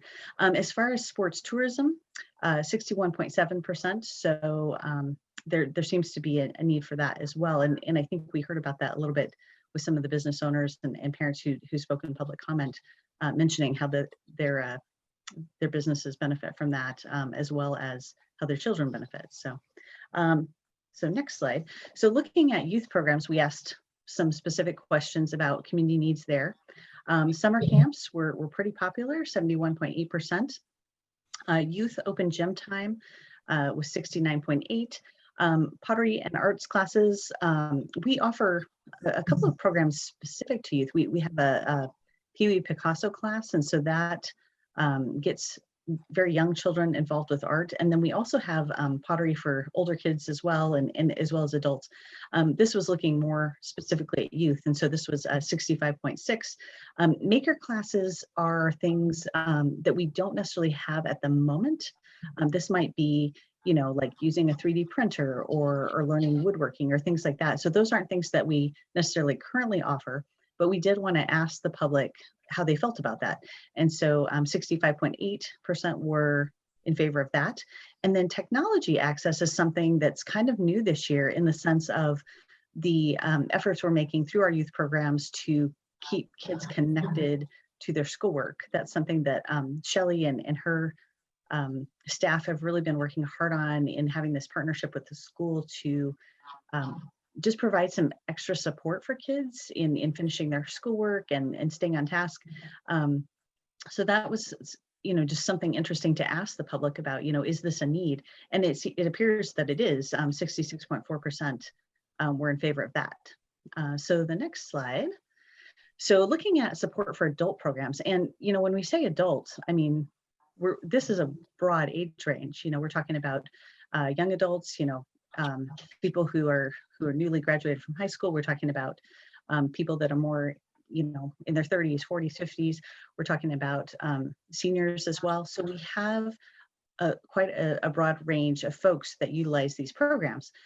We do already have senior meals, and that was a pretty strong, there's strong support for that. So 71.5%. And then senior social activities, 69.6%. We do already have some pottery classes, and we have some thoughts in mind about how that could work at the middle school. But people were in support of that, 60.9%. Again, the maker classes, this is something that we don't necessarily have just yet, but it was definitely something we wanted to ask about. And so that was 61.9%. Sewing and knitting classes, not quite as strong there, 56%. But the technology access, that was kind of interesting because, you know, this is something that we don't necessarily have currently in our programs, but it appears to be a need for people. I know, for example, you know, folks go to the public library and they use computers there. So this definitely seemed to be something that folks responded to. So 62% of folks were in favor of some efforts there. So that was interesting. Meditation wellness, 61%. Support services, so these are things like in the spring, we offered some support for folks doing their taxes and things like that, you know, connecting with community resources. So there seems to be a need for that. 62.9% of folks were interested in that. And then the idea of having meeting space. So it could be like, you know, things like birthday parties or, you know, things that people want to rent the space. I think Angie had mentioned weddings, things like that. But it could also be nonprofits or other community organizations that just need a space. It's not always easy to find a space to meet in town. And so looked like people were interested in that. 63.8% of people were in support of that. Okay, next one. So we also looked at support for sports and recreation, and this was more geared towards adults rather than youth. We asked these two questions separately, but as far as indoor weight training, 63.2% of people were interested. Strength and conditioning classes, these are some things that we already have, but you know, if we had more space, we could expand, we could offer more. And so for that one, it was 64.5.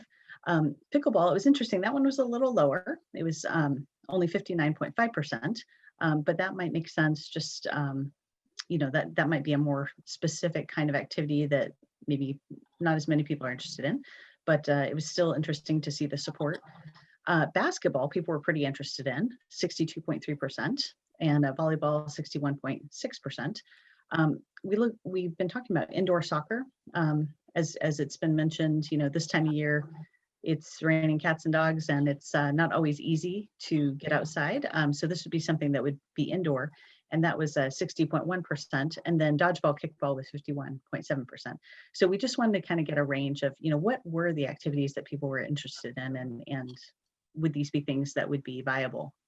So, and then next slide. So we looked at some other topics related to sports and recreation. Indoor track, this was one of our more popular items.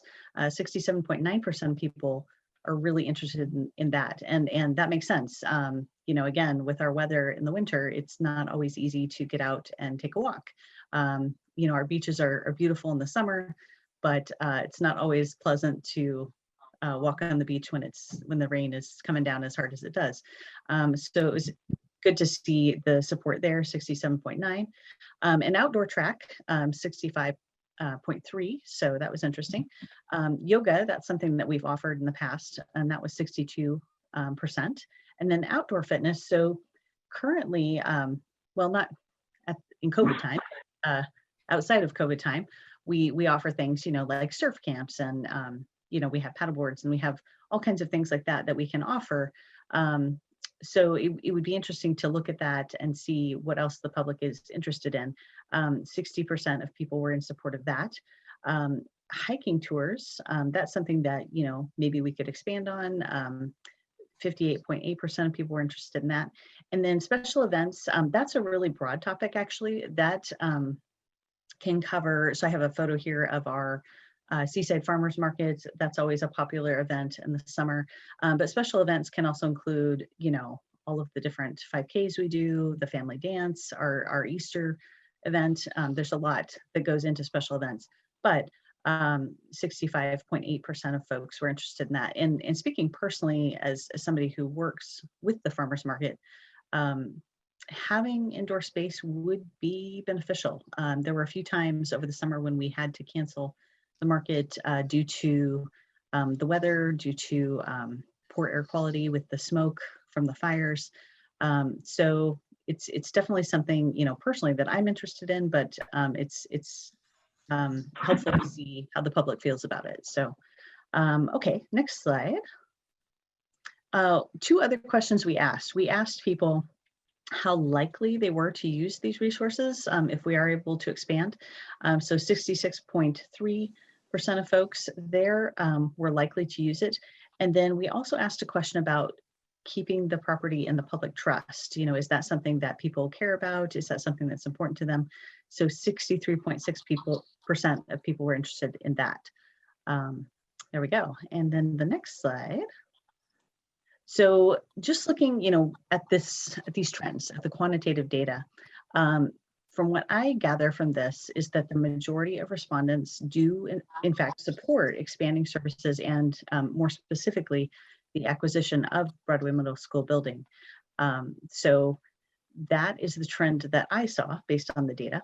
I did include one qualitative piece of data here a quote that someone had that the reason I included it was it really spoke to the priorities of the board.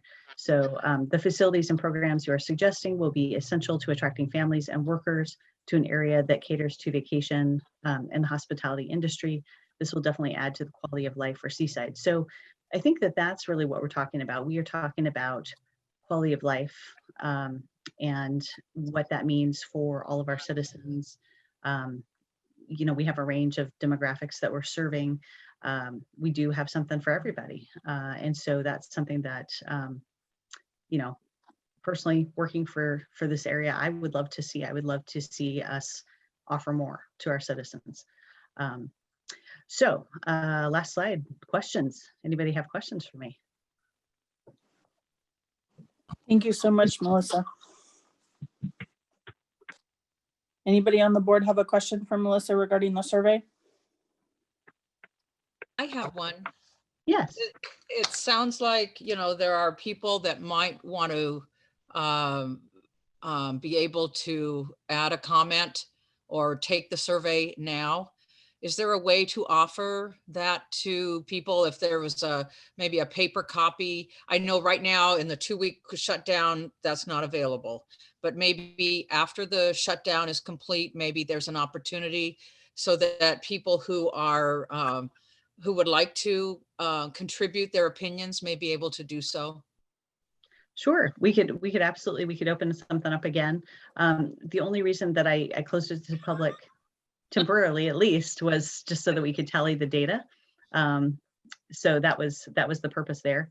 But certainly we are always very happy to have feedback from the public, and that's something that we can open up again. So yeah, it's definitely, we're very interested in hearing from folks. I smiled that somebody talked about how we would be harming trees. So maybe there's an electronic opportunity.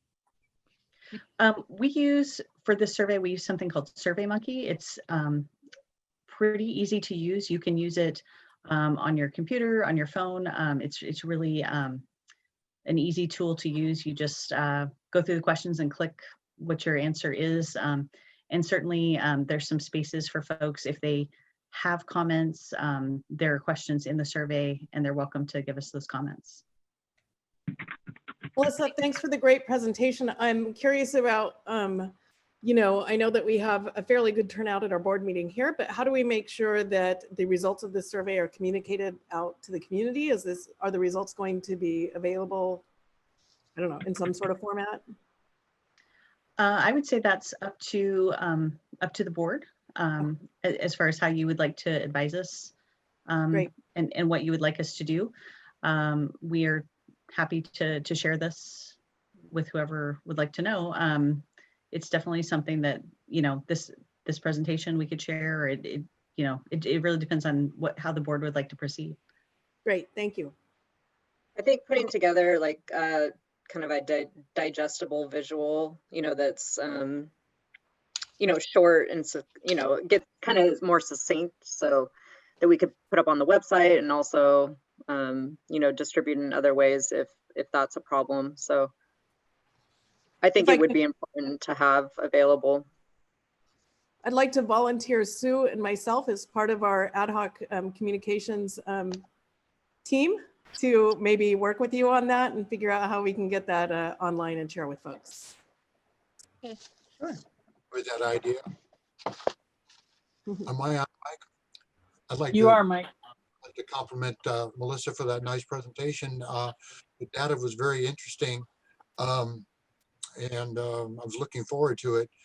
I came across a memorandum from March, which was basically a follow-up from February's meeting where the board had actually approved a survey to be done of this nature.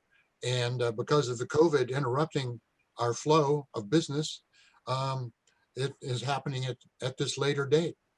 But I too would like to see a way for the public to fully understand that survey. I think it is a valid survey. Thank you. Thank you, Mike. Thank you, Melissa.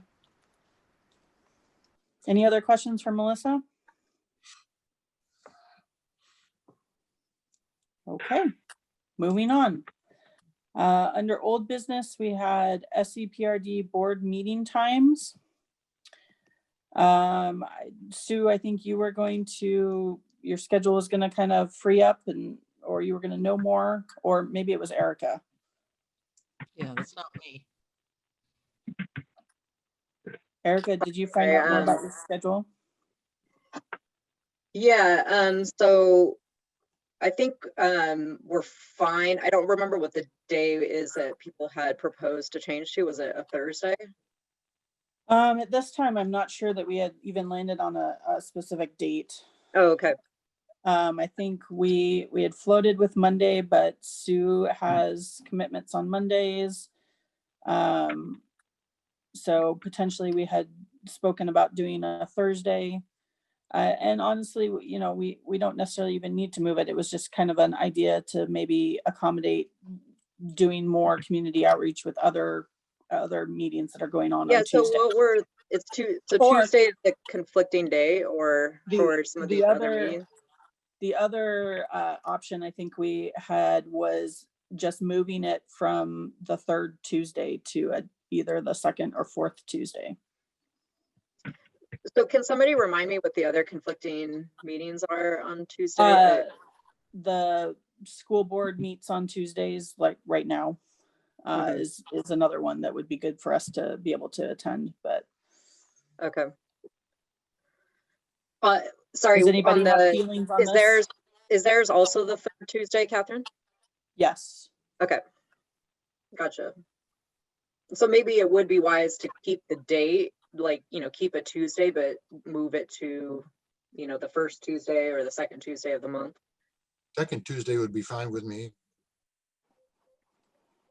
Anybody else have any feelings on the matter? Works for me.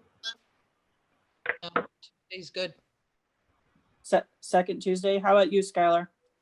Yeah, I don't see that being a problem. The only consideration would be that sometimes it takes a week or two to produce the financial report from the previous month and reconcile all of those figures and math. And so that would just, we would have to change, I guess, our timeline. I don't think it would be a problem though. And then the other consideration would be when does the board want to start this? If it's okay, maybe we could plan on starting the new year fresh with that second Tuesday of 2021. Yeah, I would be on board with that. Sounds good. Works for me. I move that we change our meeting date to the second Tuesday of the month, starting in January 2021. I'll second. Oh, So, go ahead, Celeste seconds. All in favor? Aye. Aye. Aye. Perfect. Thank you.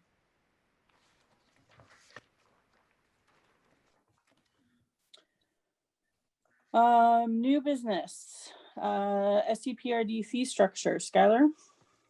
Yeah, so thank you. And this wasn't necessarily something that the board has pressed for me to bring to the table, but I do feel like it's timely just to comply with our internal processes and our marketing schedule. This has been something that we've discussed intermittently going back for at least a couple of years, and I laid out kind of a history of the district's consideration of this, at least since my time came about. But there are some important factors to consider that I think I'd like the board to I guess, take under advisement and follow a process to either keep our current fee structure in place or modify our fee structure in some way. In our research and our estimation, our current rates are similar, but most of the time they're lower than our counterparts in other rural parts of the state, particularly those in our corner of the state. So I think that's a consideration. Other considerations would be that we're faced with rising costs to operate the pool and our other facilities and programs ever so much now, especially in the midst of COVID. So just something to think about. And minimum wage has gone up several steps over the last few years and will continue going up over the next 2 years. I laid out kind of what I would love to see as a good process for this. but I would really just love to get the board's feedback about next steps forward in this. And I think the other thing that I want to make sure I mention is that in that change in 2017, we made a general adoption of the difference that out of district users would pay for services at the district. So our in-district guests receive almost a discount for participating in our services, whereas our out-of-district users pay a higher percentage, and that percentage is generally standardized around 33% more. There is an option to increase that. I know that's been discussed at times. There's also, if the board wanted to, they can adjust that one way or the other, but I think it's just important for this board to have the opportunity to consider that. So that's my introduction, and I'm happy to answer questions or hear from the board. Thank you, Skylar. So I do have a question, both a comment and a question. One, I'll start with a comment, and for the benefit of those on the call. I was recently informed by a friend that perhaps the public does not necessarily understand that our board often only deliberates these kinds of issues in these public meeting forums. So we have not been able to get together to discuss the fee structure previous to this. So in a case like this, we're often hearing for the first time or having the opportunity to discuss a fee structure for the first time in front of you all. So hoping that folks can keep that in mind. So I do have some questions about this particular piece. First of all, I'm interested in hearing from Mike, because I think, Mike, you have some experience, or I've heard you talk about fee structures in the past, so I'd be interested in that. Also, I would just say, I know that I'm a swimmer, and in the past when I've wanted to do lap swim in other parts of the country, specifically I have in mind when I was in New York, I went to the Y to do a lap swim, and it was $25 for a single swim session. And I'm just curious, about whether or not there's data available about, is there an environmental scan of districts and what the swim costs are that we can compare to as sort of a measure? Yeah, that came to mind, Skylar, when, just talking about benchmarking this, especially as you talked about the raise in the minimum wage, it's like, how do we kind of do the math to take into account, inflation and different other, factors. So I think a good benchmark of this against other similar, districts would be really important. Yeah, we're working on some of that data in anticipation of those questions. I don't have it ready to share, but I'm hoping that as part of this process, I can share what we find, and yeah, benchmarking that I think would be a good thing to do for sure. I have two questions. Number one, what is the time frame for this? Because right now with COVID and closure and all that, it just seems like asking people to pay more for a service is just too much. And the other concern I have is I know Gerhardt shares our zip code. What is the process to consider offering in-district opportunities to our neighbors? Yeah. So the first question, I think, Sue, that's a really good one. And when we put the board packet together, we were not operating normally, but we were still operating. And now, obviously, we're going to be shut down, or at least our aquatic programs are going to be shut down for a couple of weeks. I agree, it's not an ideal time to consider raising fees. So I think that's just a part of this consideration, knowing hopefully that we'll be out of the pandemic at some point.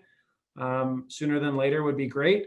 But if the board wants to delay this discussion, I think staff would understand that position. As far as your second question, so yes, you're absolutely correct. Gerhardt residents and Cannon Beach residents are not considered members of the district, and so as such, they pay a higher user fee for all of our programs and services. We have tried throughout the years, a lot of it occurred before my time with the district, to encourage those communities to join the district and to support the district and our services in that way. but we haven't been successful in that area. There is some options for those out of district users to join the district. They can join the district kind of manually, and they do that in the same way that they would if they were in the district. So they bring their property tax statement and we calculate the amount that they would have paid in property taxes, and then thereby they become a member of the district. And that's a service or an option that not a lot of people use, just because the amount exceeds usually what the discount difference would be. But for those that are enrolled in our youth programs or are strong users of our programs, we do have some folks that do that. I think the strategy for encouraging Deerheart or Cannon Beach or other parts of the county to join the district is probably a topic for another time, but I'm hoping that maybe we can entertain that once we get through some of the current things on our plate. Okay. Was everybody waiting to hear from me? Go ahead, Mike.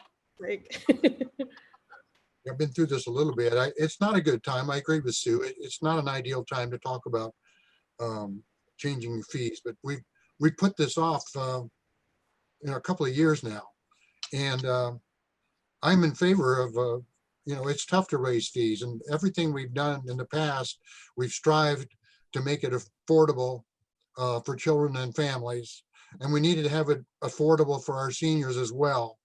Now, I was mentioning to Skylar with regard to seniors that a lot of us have Medicare programs and supplementary insurance, such as Silverlight or something like that, that will actually pay the fees for you when you go to the park district to use the pool. Perhaps other programs as well. And this is all in the interest of wellness, health and wellness, right there. That's why these insurances are used, and that's why they're there. And I've been noticing from the administrative webinars I've been to with ORPA and so on, that some of the park districts are not raising fees in some areas because the insurance is really picking up the difference. If the insurance is going to pay for your program, why should we have to raise your fee? We are looking at increased labor costs. We're looking, everything is costing more to benefits for employees. And we also, we're trying to provide a benefit for out-of-district, users. And that would include visitors from out of town. A lot of people are amazed when they come to our pool. I've learned in the past, they come to our pool and they pay, maybe $5 or $10 to use the pool, or they pay more to use the fitness room or whatever. But a lot of these people are paying $15 just for a visit to use the pool, where they live. And I know our park district, even comparing it to Astoria Park and Rec with their pool, which is not open at this time. We do not know if it will reopen. People from Astoria are using our pool. It's nice to have some reciprocity. If we could find reciprocity with people who are visitors, who are actually members of other park districts, we might be able to have a different fee for them. But I would like to understand the insurance market a little bit more with the senior fees and the out of district fees. There's really, if we make it so affordable for people who don't live in the district, if we make it so affordable for them, there's no incentive for them to join the district. And they could probably, more than likely, if they can afford to travel to our pool, they can afford maybe to pay a couple of more dollars. But we want to be fair. But I think we need to revisit this and have a plan, especially if we are going to possibly do an expansion to the Broadway Middle School. We need to look at our fee schedule, how our programs are going to work, how they're going to need to be staffed, and what the program impact will be. We know that in aquatics, that the state law is mandating we have to have a certain number of lifeguards on duty for, depending on how many people are in the pool. There probably are times when we cannot have all 3 bodies of water open because we do not have the lifeguards. Is that true, Skylar? Yeah, absolutely. Yeah. So, it doesn't seem fair to start charging more when we can't really roll out our programs to the extent that we used to enjoy them. So that's all I'll say for right now. I'd like, Oh, Go ahead, I Erica. was just gonna say on the topic of, so with the active and fit and the silver and fit, I'm sure you could probably just pull, I don't know if you can pull that data from just the system and see, you know, what the percentage of users are in regards to that insurance.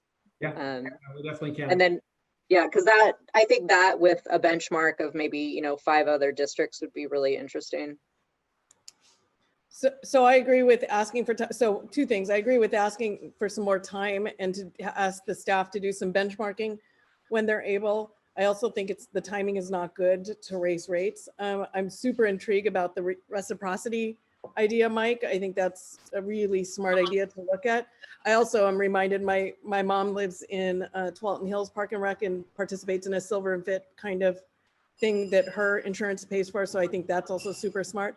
I also would think that there might be some opportunity for us to at least investigate the model of another tourist or destination kind of community like Sun River, where vacation home owners pay for transferable passes for guests, and have that be part of the fee kind of structure for that we look at. So I think what Skylar has asked us to do, and I would agree that the timing is not the greatest, but I also think that we should be ready. I don't think what we would want to do is necessarily roll this out right away, but I think that starting the process now so that when the future allows, we could be ready to jump in.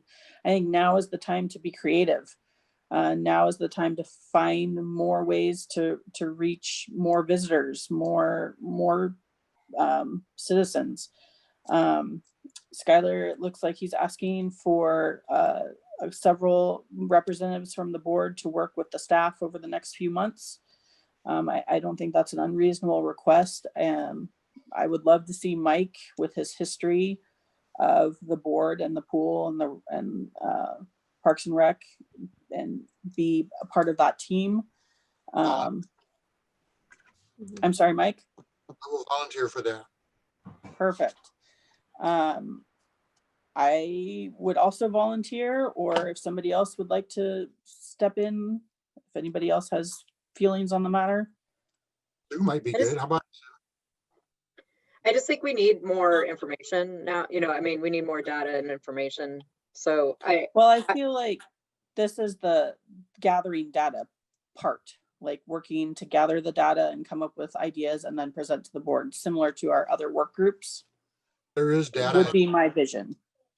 But Skylar, is that something that you really do need board support? I mean, is that something that the team, the staff can really work on? I mean, I feel like the plate is quite full right now. So, I mean, if people are willing to go ahead, that's fine. But I also feel like some of this can be easily done. I don't know. Maybe I'm wrong.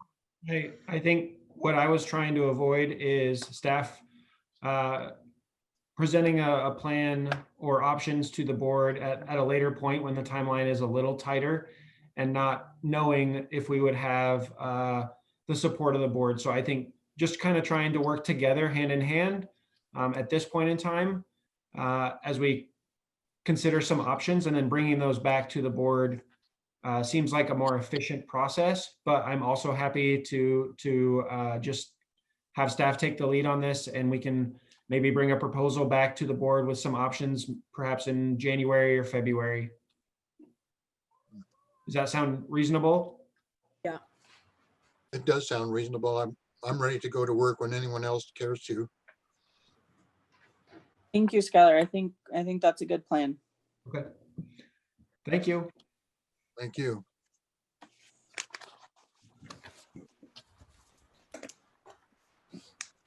So under new business, we had the SEPRD board IGA policy. Has everyone had a chance to review the policy? Yes.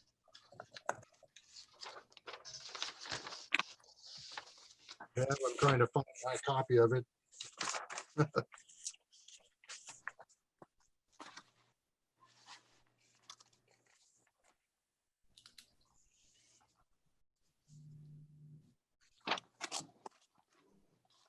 It's on page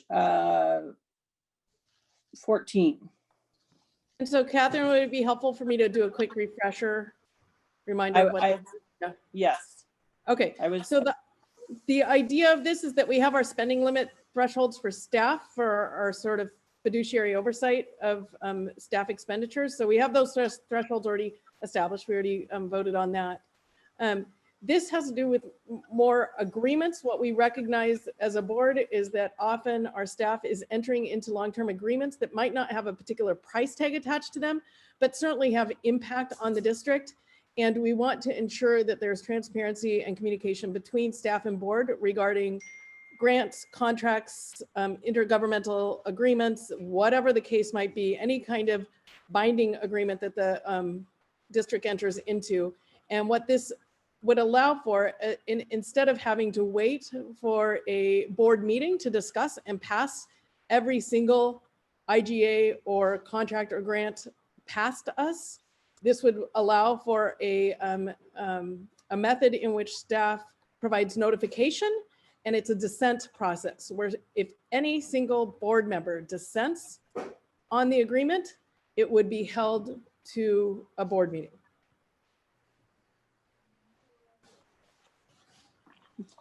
Hearing no dissent, hearing no dissent, that staff would be authorized to move ahead. Again, given that the grant or contract didn't exceed spending thresholds and have to go another route of approval. I like the work you've done, Celeste. I think this is good. So I just saw a comment come through from Kathy. Do you see that, Skylar? I do. Is that, I mean, is there something, I mean, I don't understand the whole background, but I want to make sure that what we're promoting is something legal. Yeah, let me run this agreement or this policy by our attorney. I don't necessarily agree with Kathy's interpretation of it, but she's really smart and she's very experienced in special districts, so I trust her. So thank you, Kathy, for offering that. And maybe if the board wants to hold on adopting this policy until we confirm with our council, I think that's a move they could make, or they could adopt the resolution and the chance that council approves of this practice. Yeah, I think that's smart. I'd like to get a extra guidance on that. It didn't seem when I read the SDAO guidance, but I actually could see how this might be interpreted that way. So I think it would be good to get extra guidance. I would agree with that, Celeste. So let's table that until next meeting, please, Skylar. Sounds good. Thank you. Thanks, Kathy, again. Executive Director report. Okay.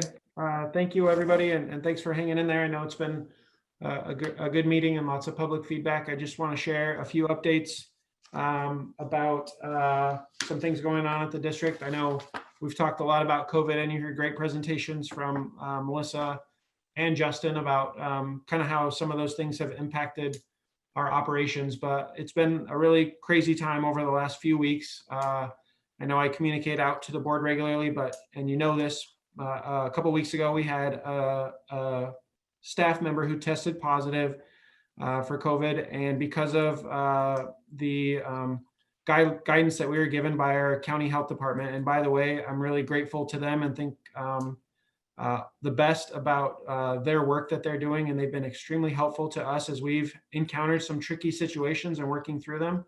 So just give a shout out to the staff there. But that guidance was that anyone that had been within 6 feet or 6 feet or less for 15 or more continuous minutes was deemed to be in close proximity to that positive staff person, that staff person who had tested positive. So they all those people, and it was a group of about 10 or 11 staff, all needed to be in self-isolation for 2 weeks from their last contact with them. So it was a difficult decision, but because of the number of staff that were impacted, we did not feel like we could safely operate the pool. We just had too many of our aquatic staff and our maintenance staff that had been exposed or potentially exposed. So it was a difficult decision. And of course, when it rains, it pours, just like today, because while we were closed for that, we got the guidance from Governor Kate Brown on Friday that all pools would be closed and indoor gymnasiums would be closed effective tomorrow. So I don't know if it's a good thing or a bad thing. I wish that we were open more for our patrons. And like Justin mentioned, I think we've done a really as good a job as we could do under the circumstances to provide services to our community. But unfortunately, we'll be closed for at least 2 weeks. As most of you have heard, the pause on this current state will end in 2 weeks on December 2nd. And we're really hopeful that we'll be able to resume operations, get people back in the water, get people back exercising. It's so important this time of year because of the weather outside, and we're not able to get out and walk, run, or move outside as much as we'd like to. So been a difficult situation, but just want to again say, pass on my appreciation to our staff who have handled every kind of hurdle in this experience with a lot of professionalism and humility, and just doing their best to provide services. A couple of other things I wanted to touch on were our Halloween and Thanksgiving events. Halloween, Melissa shared before our Family Fun Fest, but we had a great turnout at the convention center, and we're so thankful that we were able to have an event. We got a lot of feedback from our community that they were grateful that we were able to do something that made life feel sort of normal, and the way that we were able to stagger the entrance to the convention center and use that bigger space worked out really nicely. We had over 300 people, I think, attend that Family Fun Fest. So really grateful that we were able to do something. And then our Thanksgiving events, like Melissa brought up, we have made the decision to modify the turkey trot. So it won't occur as it traditionally has been, but still an opportunity for people to recreate and get outside and move. We will still be offering our community Thanksgiving meal on Thursday of Thanksgiving in between noon and 2, and it'll be just pickup meals only. So anybody in our community that needs some food, we encourage them to come to the Bob Chisholm. We'll have to-go meals packaged up, and that's a really great partnership that we have with Helping Hands. And then the other updates that I have about the supplemental budget. So we had initially talked about providing that supplemental budget to the board for their review and adoption potentially this month. But with everything that's been going on, we really wanted to pause and wait a little bit longer. Doing so might give us some added perspective and make that process easier. And it also might limit if we have to have one or multiple supplemental budgets, just to kind of account for the changing dynamic of COVID and how it's impacting our budget, which is still in really good shape, but just we've had to allocate some resources in different areas than we were anticipating when we presented the budget in April. Hey, Skylar. Yeah. For the supplemental budget, can we review that prior? Is that something that has to be reviewed within, our monthly session, or could that be within a workshop? I think if we prepare it, it could definitely be reviewed in a workshop. It would just need to be adopted in a regular meeting. Sorry, I just think that it would be really great to spend a little bit of considerable time once we do get that budget and, review it as a group. So I agree. I think it's an excellent idea, Erica. And I know that I indicated to the board that I had done some financial analysis of where we sit. And while it certainly is not the district's goal to have programs unavailable to the public, I know that there has been concern about what the revenue impact is. And my analysis, although I'd like this confirmed with staff, and so maybe having some staff presentation available during a workshop, is that actually we are not having a negative overall financial impact due to COVID.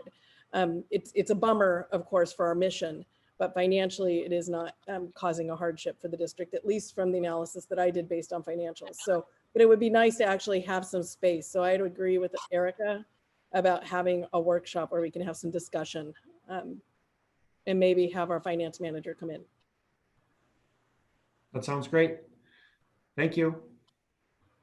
Then the last item I just wanted to share was typically in November, we would receive our audit report. And if you remember, or maybe if you don't, because we have a couple of new directors since that decision was made, but we made the decision to go with a new auditor this year. We're using Kernan Thompson, who also does the audit for the city of Seaside and came highly regarded. And we've had a great interaction with them. Marcus, our finance manager, has done almost all of the interacting and making sure that they have what they need. But because of some technology challenges, as well as people's personal schedules, the audit isn't completed quite yet, but it should be soon. And we'll share that with the board when we are able to. That's it for my report, but if there's any questions from the board, I'm happy to try to field them, or I can work on them and get back to you. I have a question. So Skylar, the technology issues, is that related to, us getting an upgrade in our I don't know the right word, in our technology services? Yes, it is, Sue, thank you. And yeah, you probably remember we budgeted for new accounting and point of sale software this year, transitioning to a platform called Tyler Technologies. And that transition is going well as it could be, given everything else that we're working through. But that transition isn't complete.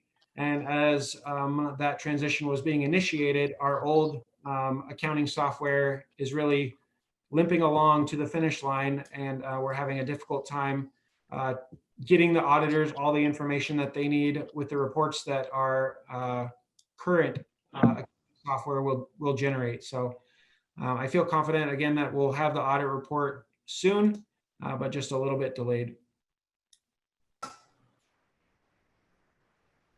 Thank you, Skylar. Any other questions for Skylar? I'm going to pass. Celeste or Erica?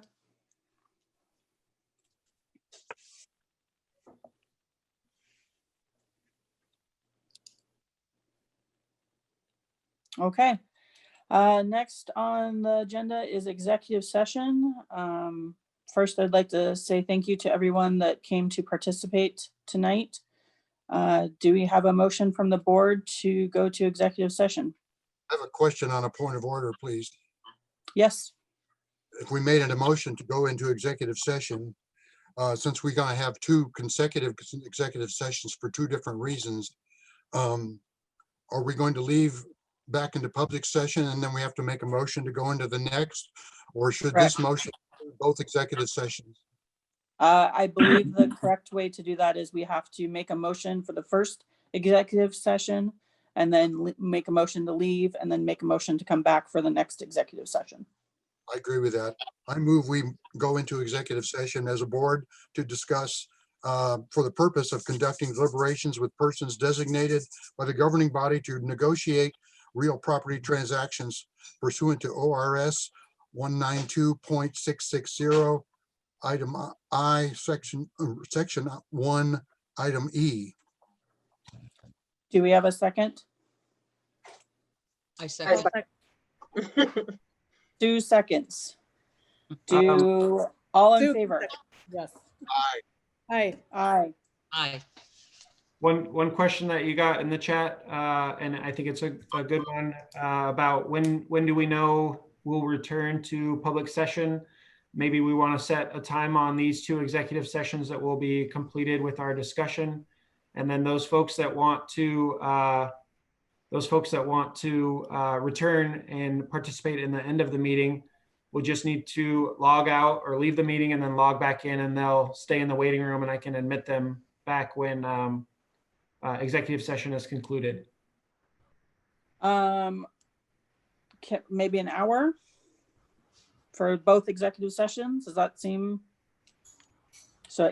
Let's call it 8:30. Yeah, and I mean, I think you can still do, just letting everyone know that if there is a bit of a delay to wait in the waiting room, and we'll be admitting you as soon as we can. Correct. There's 11 people, so give them just a second. And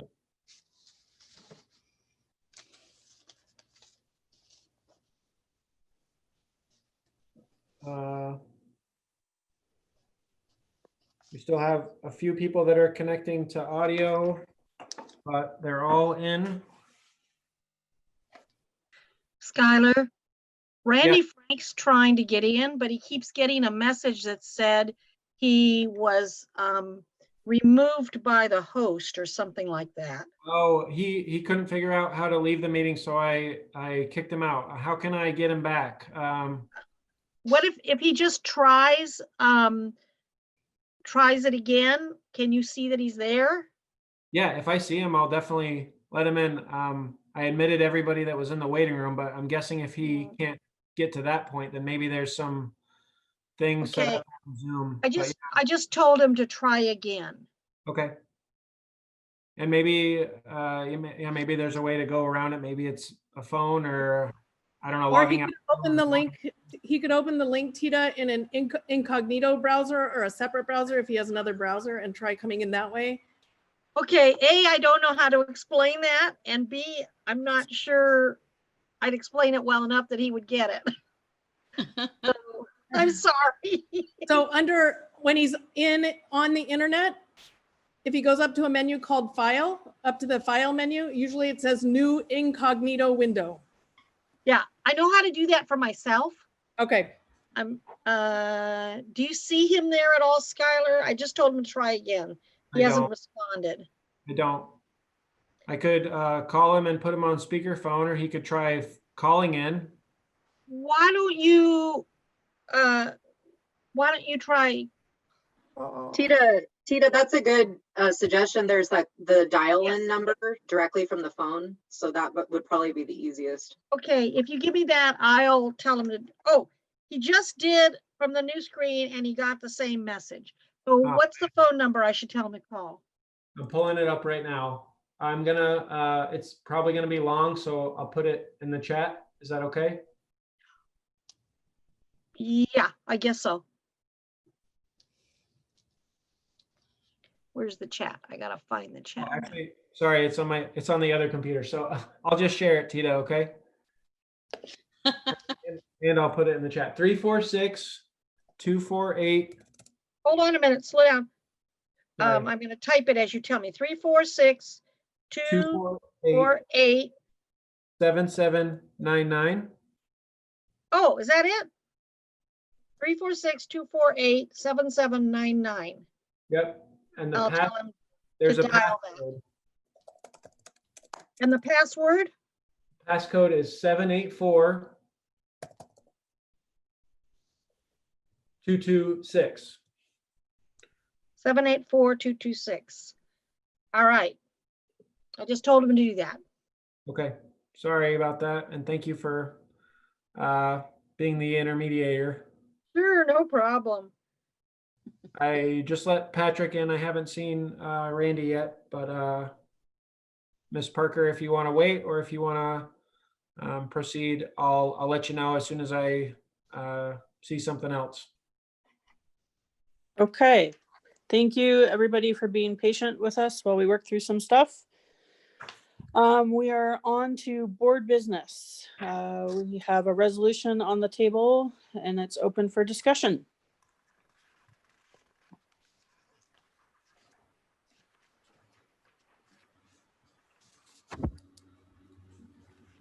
Any discussion on the resolution, board? So I would like I would prefer that the board have some time to discuss and consider this resolution. I think we have some unanswered questions that were discussed in executive session to help us make an informed decision about this. I would agree. So can we table this resolution until our next meeting? Absolutely. And Catherine, I have a motion that I'd like to make. Please. I'd like to move to authorize Skylar to work with our real estate agent to work to negotiate with the Seaside School District a 60-day extension to perform due diligence on the contract to purchase Broadway Middle School, and to also move the proposed closing date the same amount of time beyond the due diligence date as the current agreement. Do we have a second? I second. All in favor? Aye. Aye. Aye. Thank you. Moving on, we have upcoming calendar items. Yeah, I already spoke about the Thanksgiving event and then our December board meeting. I know it's getting near that time where traditionally people would be traveling for holidays, but I assume that probably might not be occurring as much. Anyhow, if the board would like to schedule a workshop or anything else, this would be a good time to do that. Otherwise, we can proceed to board comment. So a workshop would put us potentially either the first or second week of December. Sorry for Skylar, were the agenda items you just mentioned were, sorry, I missed those. Did you mention agenda items for the workshop? Sorry. I didn't. Okay. I just said it's been the standing of the board, as you guys know, to meet, every couple of weeks and just provide an update on the work groups and other stuff going on. Yeah, I think we need to do, I think I would propose that for the workshop, I think we need to do really as soon as possible, specifically related to some of the strategic planning that Celeste and Mike and Skylar are working on. And our first Broadway Middle School community webinar is the 3rd. Right, so I think actually we need to do it sooner than the end of the month. I know we have the Thanksgiving holiday on our backs, but is there a way to actually do it next week? I could potentially do the 24th. I'm open. Do you know what time? I'm in the process of, since Broadway, or excuse me, the Chisholm Center is closed. I've got somebody asking, that would be the Thursday that I do my CERT meeting. And this is a Tuesday. Excuse me, because I'm not going to do it Thanksgiving. The meeting is supposed to be next Tuesday because the Bob Chisholm Community Center is closed.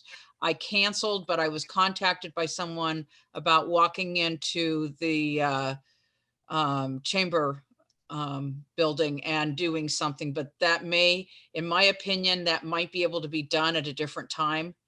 So I think that allows me to be, and my meeting would have gone from 4 to 5. So I think we can still do it. Catherine, do you have Monday available? I could do Monday. Can we try for Monday? You know, there's a city council meeting. What time? Right, Tita? 7. Yes, 7? there's a city Well, council meeting at 7 o'clock. I think we could could we try our 4:15? Yeah. On Monday? That works. Mike, is that okay for you? You're muted, Mike.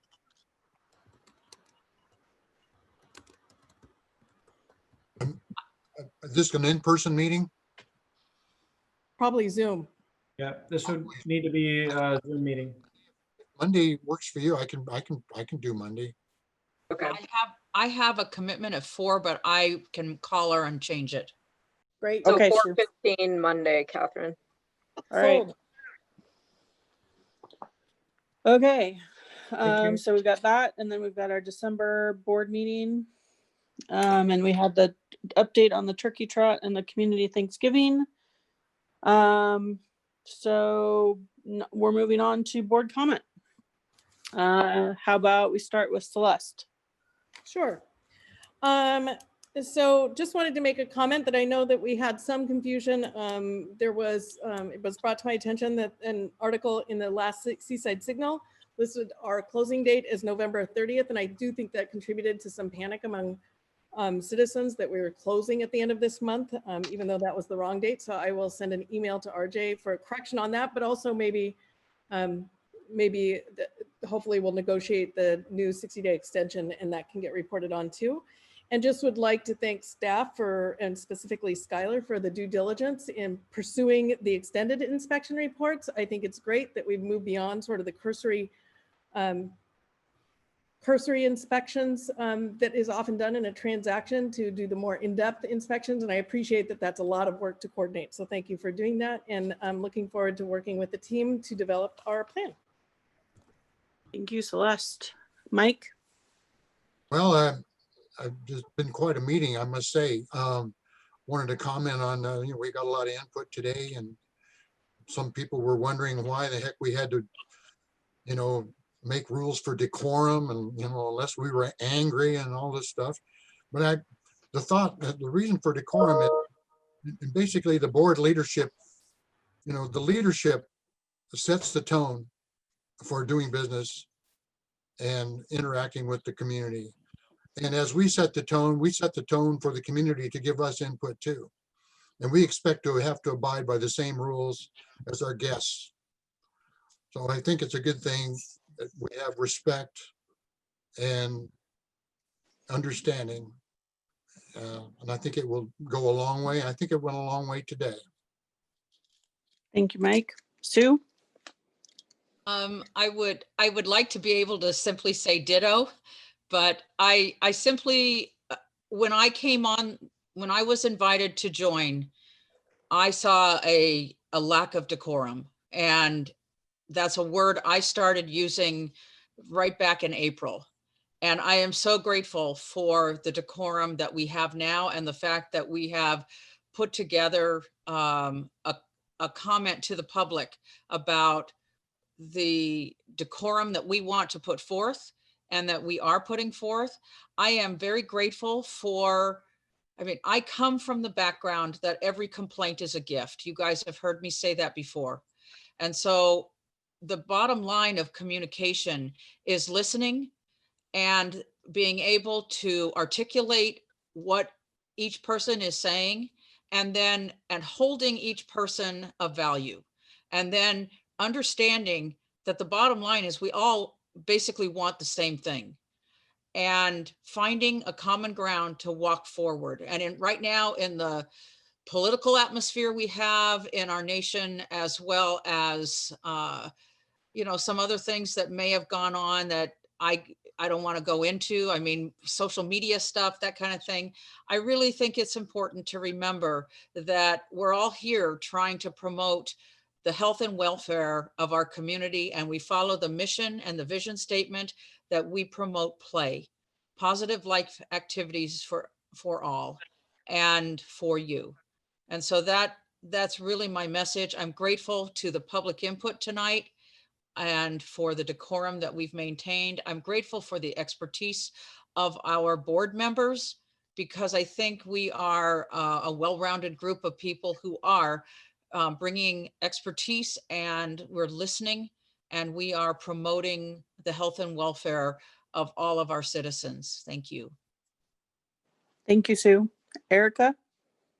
Thanks, Sue. I think that was really great. I also want to just say that, I've heard on this forum a few times that we don't have experience or passion for the district. And, I just hope that people out there can understand that, a lot of us grew up in Seaside. And so, my passion for the district runs really, really deep. I have really fond memories of growing up in that facility. My mom was the gymnastics coach for Sunset Parks and Rec when I was a kid. And guess what building we use? Broadway Middle School. And so I just think that we have to really come together as a community. One way to do that is actually communicating with each other, talking to each other. And, I think Sue's right. The divisiveness within our nation right now is not healthy. And let's not keep that up in Seaside, Oregon. Let's go beyond that and try to do better for each other as human beings, and also for our kids. I think we did hear that tonight, that there's a need. And a lot of us are building lives in Seaside. You know, we don't have vacation rentals in Seaside. We're not rich people in Seaside. You know, we're trying to build a family, and I have to say it makes me quite emotional. So I really hope that we can come together and really hear each other. Thank you, Erica. I would just like to echo all my fellow board members. I hear a lot that we were handpicked. I would like to reiterate that we were handpicked by previous board members, not by Skylar. And I think that we all have a passion for what we do. I think we are very passionate about our community, about providing opportunities for our youth, for our seniors, for everyone in our community to recreate and have a safe place to play. I appreciate all the time that we are all volunteering to support Parks and Rec, to support our community. And I appreciate the due diligence that the staff and the board is performing in embarking on this monumental achievement for our community. I would thank everyone for their input. And with that, I would like to say meeting adjourned. Thank you. Thank you, Catherine. And thank you, Skylar, very much for all your hard work. Justin, Did Randy get back in? what's that? I didn't see Randy make it back in. He tried again, and it told him that meeting was not in session or something like that. So he wasn't able to get back in. Okay. Thanks, Tita, for trying. And maybe one of us can reach out to Randy tomorrow and just update him on the last part of our meeting. Well, will this be on your YouTube streaming? Can he watch it? That's a great request. I think we can make it so, yeah. Okay, because that's what I suggested that he do. I'll do my best to get that done as soon as possible. Okay, great. Thanks, folks. Thank you.